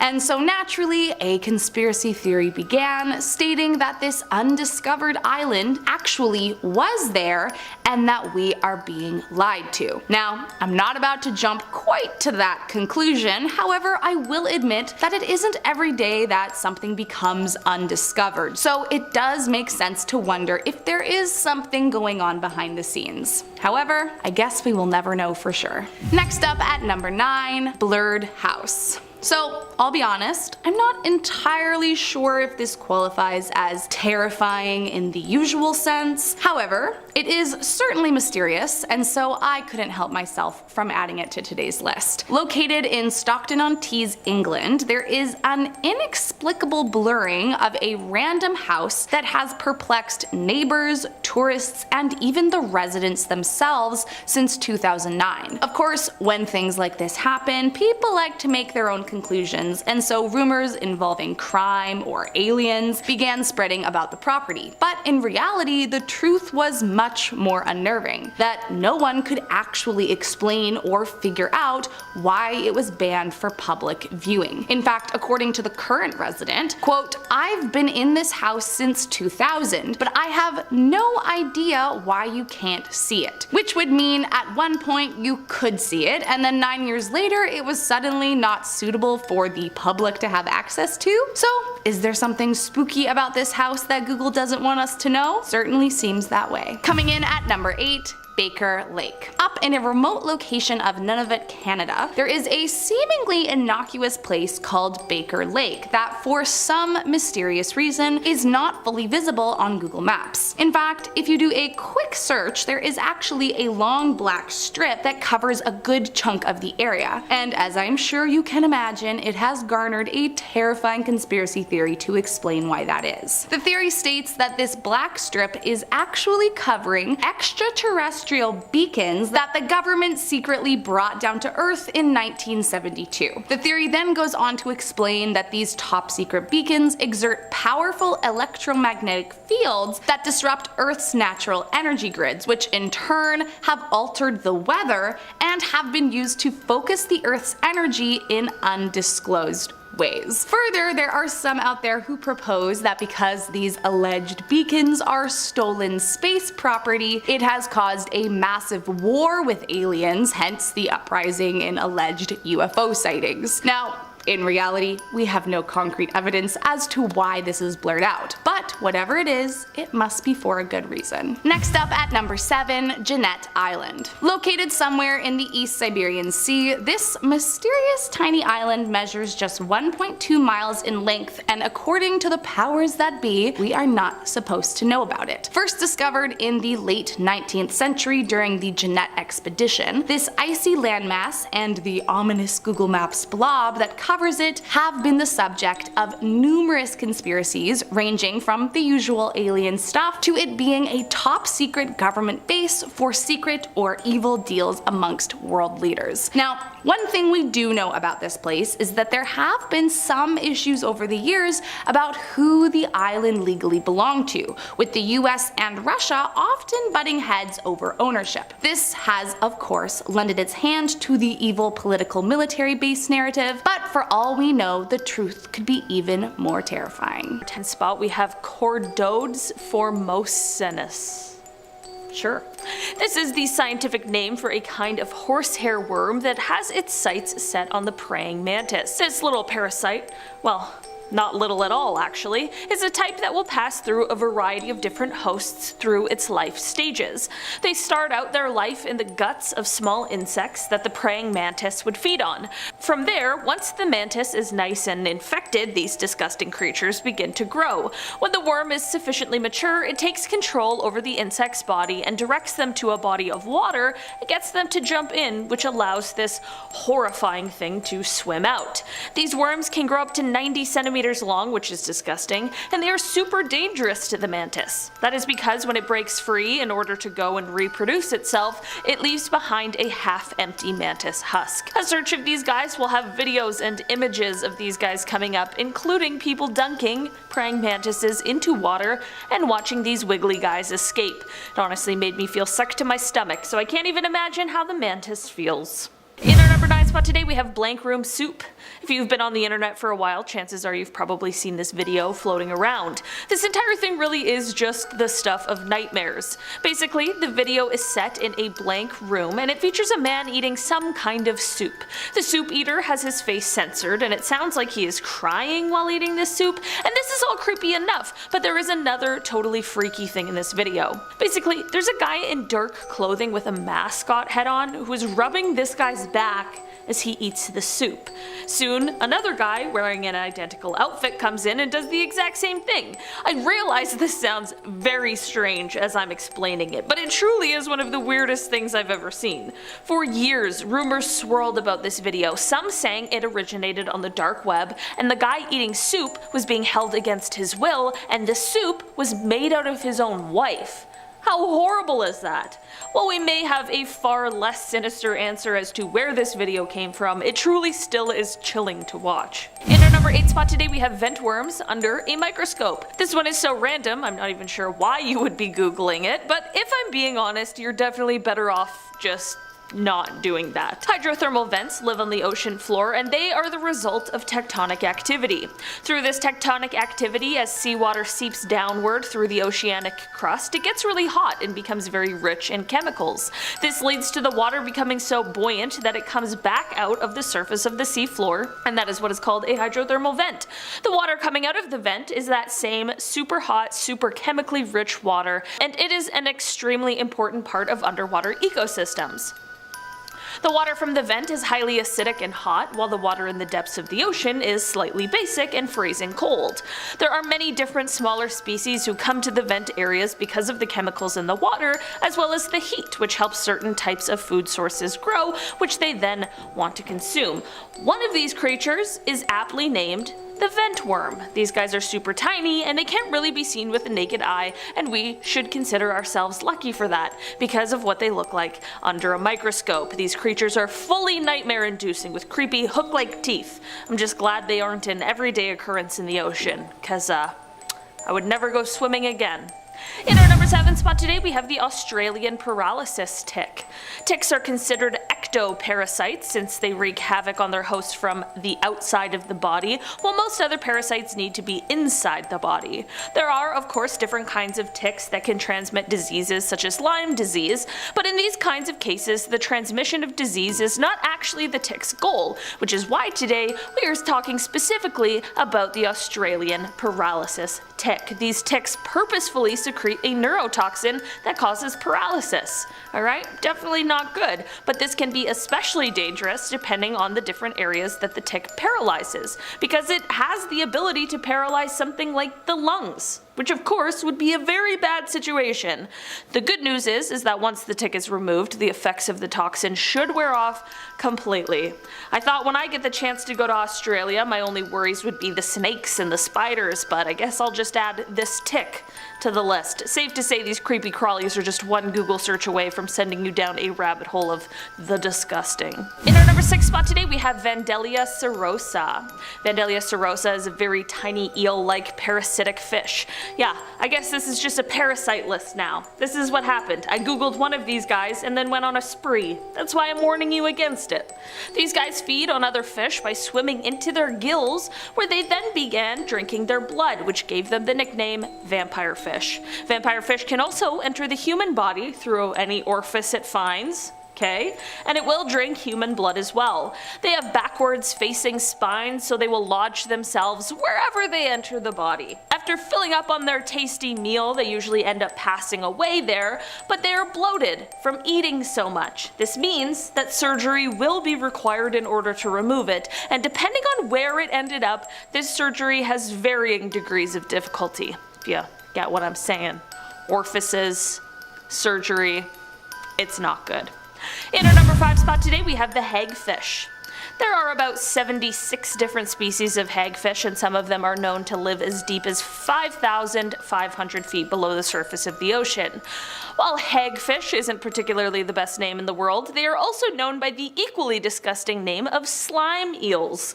These creatures definitely are pretty horrendous to look at, no offense to them. Rather than a mouth with a jaw, these strange-looking creatures instead just have a ring of razor-sharp teeth. Really love it. They use these teeth to burrow into the flesh of dead whales on the seafloor, and once inside, they then basically just stay there and eat their way from the inside out. That is all horrible enough, but what's worse is how they got their slimy nicknames. Basically, their body produces a sort of goop that is used to ward off predators. If they are stuck in the clutches of a terrifying predator, they release what is described as, quote, copious amounts of this slimy goop that is designed to clog the mouth or gills of said predator, which will hopefully have them releasing these little devils. Aside from this defense mechanism, if their slime doesn't work and they find themselves still caught in the grasp of a predator, they can sort of tie themselves into a knot in order to hopefully escape the clutches. All in all, a creepy, slithery little slimy creature with a ring of razors for a mouth, it's just a thing I personally would rather not search up on the web. Coming in at number 5, Hashima Island. At one point in time, this small island off the coast of Nagasaki was a huge mecca for undersea coal mining. However, due to a number of atrocities committed during World War II, it now lies an abandoned island, void of all inhabitants, but filled with many ghosts from its past. It all started when the island was purchased by the Mitsubishi Group in 1890, and they began extracting coal from the undersea mines. By 1916, business was growing, and so they began building infrastructure to house the miners and their families, and over the next 50 years, the small island city continued to grow. However, it all started to go down south around 1930, when the company began pushing conscripted Korean civilians and Chinese prisoners of war into forced labor under very harsh and dangerous conditions paired with brutal treatment. Due to the labor conditions, an estimated 1,300 of these conscripted workers died on the island, either by underground accidents, malnutrition, or exhaustion. This treatment continued despite the rising death toll until the late 1960s, when the petroleum industry began turning coal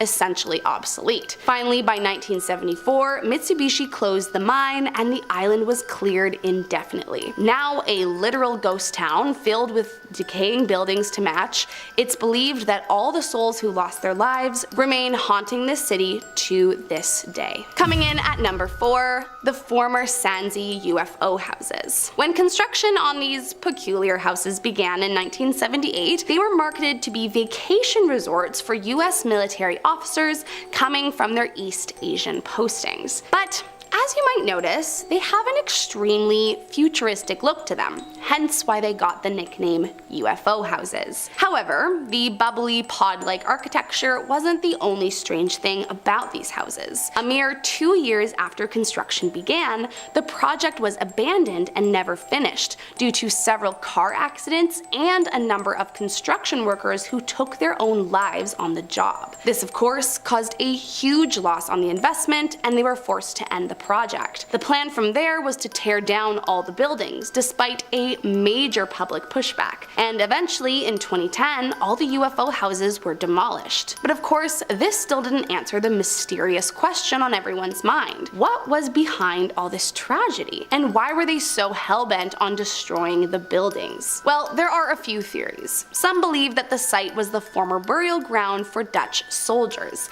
and that the workers had been cursed during construction, while another theory claims that the tragedies were due to the bisecting of the Chinese dragon sculpture located near the resort gates. And of course, the shape of the buildings drew in conspiracy theorists who claim aliens were the reason for death, and that they could have threatened the company to tear it down. To be honest, no one knows why it all happened, but it's still considered a haunted place, so you better steer clear just to be safe. Coming in at number 3 is Vaz Island. Way back in the 1920s, the Red Army began searching for a discreet place to build a military complex for inventing, producing, and testing biological weapons. They wanted something small and far away from the Soviet borders so as not to draw attention, and eventually by 1948, such a place was found. Almost immediately, a top-secret Soviet lab began testing agents such as smallpox, anthrax, and plague, among others. However, what they didn't see coming was that the island, once split between Uzbekistan and Kazakhstan, would begin to grow in size once the Aral Sea began drying up in the 1960s. Then fast forward to 1971,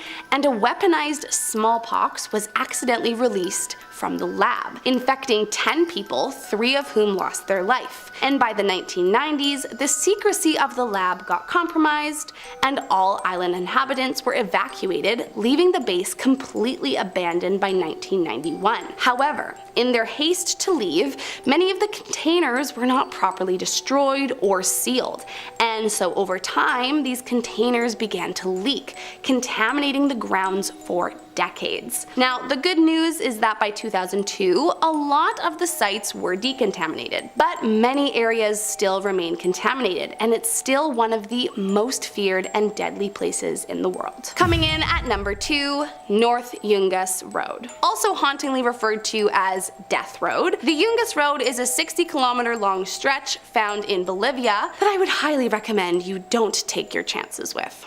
As you can imagine, you don't get the nickname Death Road without having a reputation that precedes you. The original road was built in the 1930s by the forced labor of Paraguayan prisoners, and up until a new route was built back in 2006, it was pretty much the only way to go from region to region. During this time, the route became notorious for its dangerous conditions and rising death toll, on average facing 209 accidents per year, 96 of which resulted in death. However, some years were worse than others. In July of 1983, a bus fell from the road into the canyon, killing more than 100 passengers. Then later, in the mid-90s, the road was averaging 1 victim per day. Even in 2011, there was a total of 114 accidents and 42 deaths. Nowadays, the death road is restricted to purely cyclists, and cars must now use the new route. However, that doesn't mean it's still not just about the most dangerous road road in the entire world. And last up in our number 1 spot, Bikini Atoll. A tiny ring of small coral islands is located in the Republic of the Marshall Islands. Bikini Atoll is a beautiful area with a dark and unfortunate backstory. You see, in the midst of World War II, after the nuclear attacks on Japanese soil took place, the American Army didn't waste much time before planning additional nuclear testing. Then in 1946, after deciding on the small area of Bikini Atoll, the military went ahead and forced the entire population to evacuate to neighboring islands so that they could carry out their nuclear testing. For the next 12 years, between 1946 and 1958, the United States detonated 23 nuclear devices at the site, including 20 hydrogen bombs, one of which was said to have been more than 1,000 times more powerful than the weapon dropped in Nagasaki, while another caused a giant tsunami, sinking several ships. Now, of course, there was not quite the same understanding of the lasting repercussions these tests would have. However, nearly a century later, and the island is still unfit for proper habitation due to the radiation and damage caused by these tests. So tragically, the residents that were promised to be relocated back to their home were never able to return. And if you ever get stranded there, you certainly won't last long. So first off, we have the radioactive man. After a fateful accident in Japan's Tokamura nuclear power plant in 1999, worker Hisashi Uchi suffered immensely. When he arrived at the University of Tokyo Hospital after being exposed to the highest level of radiation of any human in history, doctors were stunned. The nuclear power plant technician had almost zero white blood cells and thus no immune system. Soon he'd be crying blood as his skin melted. Kept in a special radiation ward to protect him from hospital-borne pathogens, the profuse amount of radiation coursing through his blood eradicated the introduced cells and skin grafts could not hold. "I can't take it anymore," he cried out, but at his family's insistence, the doctors continued their experimental treatments even as his skin began to melt from his body. Then on the 59th day in the hospital, he had a heart attack, but his family agreed that he should be resuscitated in case of death, so the doctors revived him. He'd eventually have 3 heart attacks in 1 hour. It was only a merciful final cardiac arrest due to multi-organ failure on December 21st, 1999 that released him from the pain. Now this was 83 days after the incident. I can't imagine the pain he was in and why the doctors and his family kept trying to save him. Next up, we have green boots. Climbing Mount Everest is a very dangerous thing to do, and unfortunately, some people who have tried to do it have met their untimely death. As of November 2022, 310 people have died on Everest. Over 200 bodies remain on the mountain and have not been removed due to the dangerous conditions. Now, as morbid as it sounds, current climbers use these bodies as location markers, and green boots is one of them. Green boots is named for the colored boot the climber was wearing, and he is a landmark on the main northeast ridge route of Mount Everest. The body has not been officially identified, but it is believed to be Swang Pajor, an Indian climber who died on Everest in 1996. All expeditions from the north side encountered the body curled in the limestone alcove cave at 27,900 feet until it was moved in 2014. Green Boots was moved to a less conspicuous location by members of a Chinese expedition. Now in 2006, British mountaineer David Sharp was found in a hypothermic state in Green Boots cave by climber Mark Ingalls and his party. Mark continued to ascend after radioing for advice on how to help David, which he was unable to provide. Now David died of extreme cold some hours later. Approximately 3 dozen other climbers would have passed by the dying man that day, and it had been suggested that those who noticed him mistook him for Green Boots and therefore paid little attention. Overall, it's just super sad, but I don't know why people would risk their lives for this. Now we have the Victorian British 8 mummies. Okay, so I've seen people talk about this before on Twitter, but I've never actually delved into this topic, and well, I think I should have left it that way. They first started with the Egyptian mummy, which was crumbled into a solution to stanch internal bleeding, but other parts of the body soon followed. Skull was one common ingredient taken in powdered form to cure head ailments. Even the moss that grew over a buried skull, called usnea, became a prized additive, powder believed to cure nosebleeds and possibly epilepsy. Human fat was used to treat the outside of the body, and doctors prescribed bandages soaked in it for wounds, and rubbing fat into the skin was considered to be a remedy for gout. Blood was procured as fresh as possible, while it was still thought to contain the vitality of the body, because yes, they used the blood for more remedies. Now thankfully the practice dwindled in the 18th century, around the time Europeans began regularly using forks for eating and soap for bathing, but all I gotta say is ew. Moving on to Karl Tanzler. I need to tell y'all about Karl Tanzler because he is just such a truly messed up man. In 1930, Karl believed he'd found his one true love. While working as a radiologist in Florida, he met a young Cuban-American woman, Maria Elena Magaro de Hoyos. She was suffering from tuberculosis and died the next year. Karl paid for her funeral and visited her mausoleum regularly. He was obsessed with Maria. Now, in the dead of night in 1933, he took her body from the mausoleum and back to his home in a red wagon. He put her skeleton back together using coat hangers, stuffed her with rags, and made her a wig from her own hair. She was dressed and put in his bed until 7 years later, following rumors of the destruction of her body, and he was discovered by police. While her body was covered with clothes, her face was a death mask of her former self, created by Karl, and was kept in his bed after the coroner had removed the rest of her body. Now unbelievably, the statute of limitations had expired, and Karl's case was dismissed out of court, but yeah, there is just so much wrong with that, I am just speechless. Now we have the chainsaw invention. In 1780, two Scottish doctors invented the prototype of the chainsaw. Now this wasn't cutting down trees or anything, oh no. John Atkin and James Jeffrey invented the hand-cranked chainsaw to cut through the pelvises of delivering mothers who were having trouble pushing their babies out. And to make things worse, mothers were completely conscious throughout the entire process. Now that just hurts to think about. Now those women were just so strong. Now after seeing how well it worked out in the delivery room, well that is according to the male doctors, the machine was then co-opted to saw through wood and other materials, gradually growing in size to become the chainsaw we know today. Now thank God we've made more advancements when it comes to giving birth, because just wow.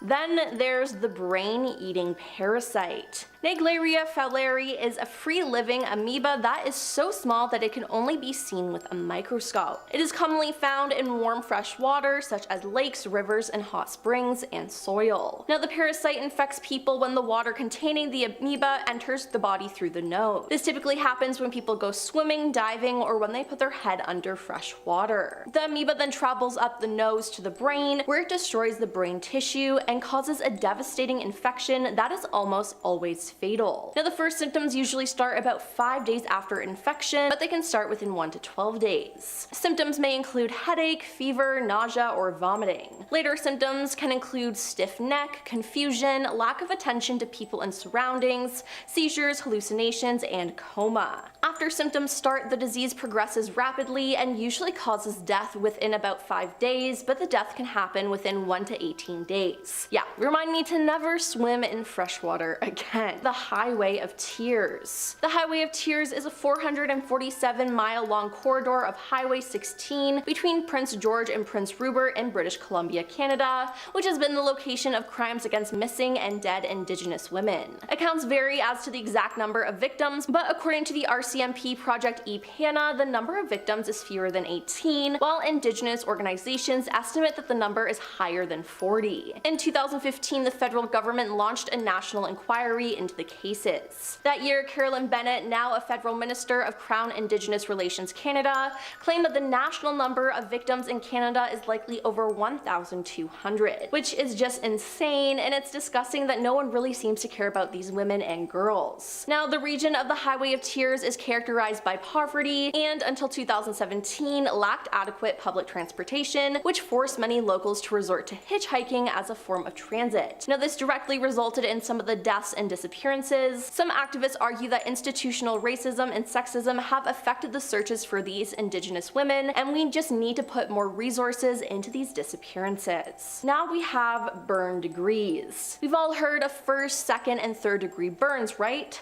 Well, what if I told you there also exists listed 4th, 5th, and 6th degree burns. But wait, isn't 3rd degree burns considered the worst? Apparently no. 4th degree burns occur when heat damage destroys the dermis and muscle tissue is affected. Like 3rd degree burns, 4th degree burns result in scarring and the loss of keratin, loss of hair shafts and fingernails and toenails. 5th degree burns happen when all the skin and subcutaneous tissues are destroyed, exposing muscle. These burns can be fatal due to damage to major arteries and veins. 5th degree burn injuries also may require amputation due to the damage to the muscles. Permanent and prominent scarring with the loss of keratin in the area of the burn will also occur. 6th degree burns occur when the heat destroys the muscles, charring and exposing the bone. These bones are almost always fatal, and just saying that gives me goosebumps. That's absolutely horrible. And while researching this topic, I made the right decision by not looking up any photos related to this, so be like me and please don't look at them. Up next we have Richard Chase. Richard Chase was a disturbed man, and in 1976 he was involuntarily committed to a mental institution when he was taken to a hospital after injecting rabbit's blood into his veins. Now while there, he broke the necks of 2 birds he caught and drank their blood. Chase was then diagnosed with paranoid schizophrenia, and after undergoing treatments he was deemed no longer a danger to society, and later that year he was released into his mother's custody. But just a year later, he claimed the life of his first victim. 2 weeks after the first death, he attempted to enter the home of a woman, but because her doors were locked, he walked away. Chase later told detectives that he took locked doors as a sign that he was not welcome, but unlocked doors were an invitation to come inside.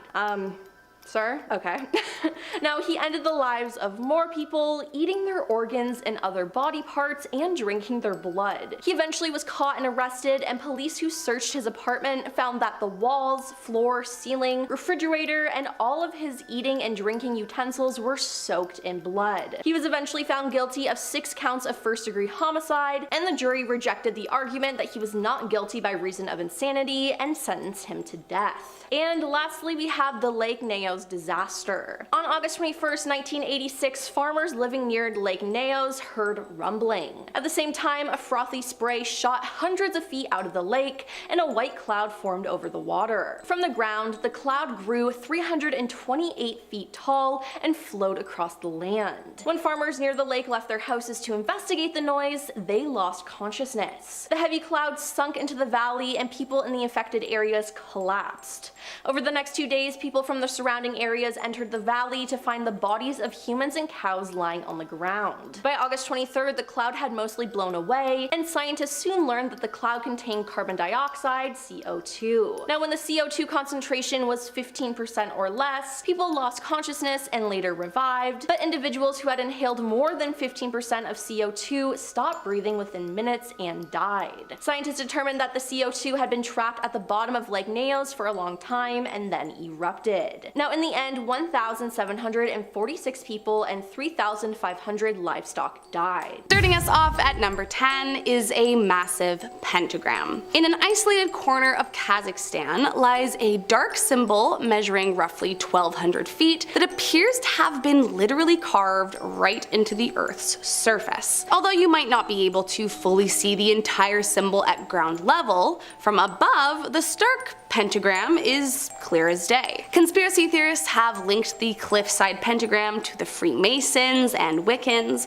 believing that it is a site of animal sacrifice and satanic ritual, although this has never actually been totally confirmed. But I will admit, it is a bit mysterious. Apparently, there are almost no other signs of human habitation in the area, plus, you know, a giant pentagram etched into the Earth's surface isn't something you see every day, nor is it usually a great sign. So whether it is a cursed geoglyph from Satan worshippers or not, maybe it's just better to play it safe and steer clear. Coming in at number 9, a Hill of Crosses. Found on top of a hill in northern Lithuania is a site that, depending on your own personal beliefs, could either be considered a thing of beauty or one of the most strange things in the world. The Hill of Crosses began popping up back in 1831 following the Polish-Russian uprising, and over the years it has grown to host nearly 100,000 crosses, crucifixes, rosaries, and religious carvings.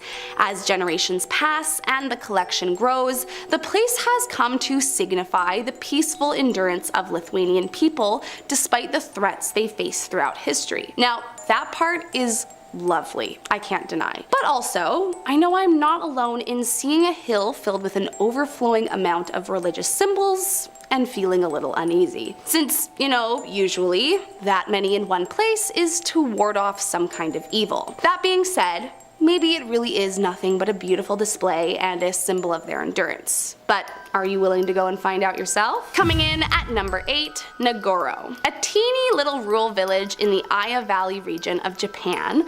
What makes this seemingly cute and quaint town a mysterious and creepy attraction is that it is famous for being filled with upwards of 350 life-sized dolls. Now, I don't know about you, but there are few things I find more terrifying than creepy dolls, and it's only made creepier when you find out that the entire village is only made up of about 27 residents. Apparently in the early 2000s, Tsukimi Ayano, who'd moved away from the area when she was young, moved back once her father fell ill, and as a gift for him, she made her first doll in his likeness and placed it in a field. And since that day, she has made more than 400. But she isn't alone in this endeavor. Inspired by the initial doll for her father, many residents in the village followed in her footsteps and began making their own life-size dolls in their likeness or for their loved ones. And soon enough, even the school was joining in on the trend. Sadly, the school closed in 2012 due to the decreasing population. However, the dolls remain scattered across the village,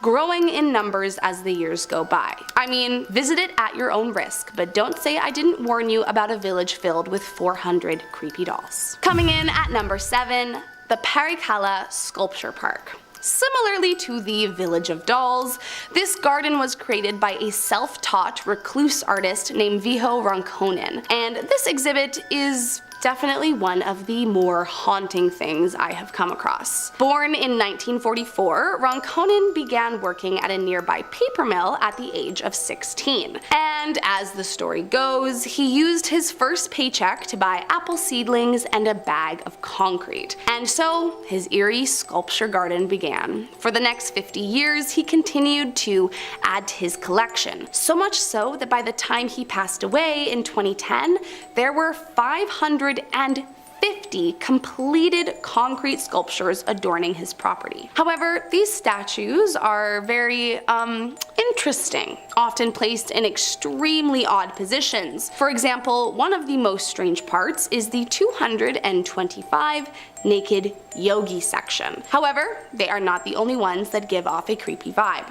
Some of the statues sport human teeth, which makes me feel very worried about where he found those, while others were created with a speaker placed inside them that omits incomprehensible sounds. I mean, top to bottom, it's just all a very strange little place. Coming in at number 6 is Snake Island. Found off the coast of Brazil in the Atlantic Ocean, is an island that I am warning you now to never visit. Quite literally, the place of nightmares, this island is home to the critically endangered golden lancehead pit viper, who became trapped on the island thousands of years ago at the end of the last ice age. Apparently, as the ocean levels were rising due to the melting ice, this island became disconnected from the mainland, which in turn forced the snakes to adapt to a new environment, eventually increasing their population to such a high degree that the island was rendered entirely too dangerous for public visitation. Now, I bet you're wondering, there are tons of venomous snakes everywhere. Why is this place so different? Well, for starters, it is pretty small as far as islands go, measuring only about 106 acres, but it's also home to upwards of 4,000 1,000 snakes, each weaponized with a venom so deadly that it can actually melt human flesh. In case you're wondering, that is roughly 1 snake per square meter, or 10 feet. So with that many snakes trapped on an island that small, there is pretty much nowhere you can escape from them. In our number 4 spot today, we have the Wandering Black Hole. The Hubble Space Telescope is one of the most important scientific creations of all time. The Hubble walked, so James Webb could run. Since its launch into low Earth orbit in the 1990s, this space has been delivering us amazing space discoveries, and this one is a bit of a frightening one. Back in 2017, the Hubble located a black hole, which is already frightening, but this one was peculiar. That is because they found that this one was being pulled or manipulated by gravitational waves. Basically, what this means is that at some point, this black hole is going to escape its own galaxy and begin roaming around the universe. Black holes are bad enough, I don't want them to start wandering around. The good news, however, is that despite this black hole weighing approximately the same as 1 billion suns as it flies through space at 5 million miles per hour, it's estimated to be about 8 billion light years away from Earth, so we're pretty safe at this point.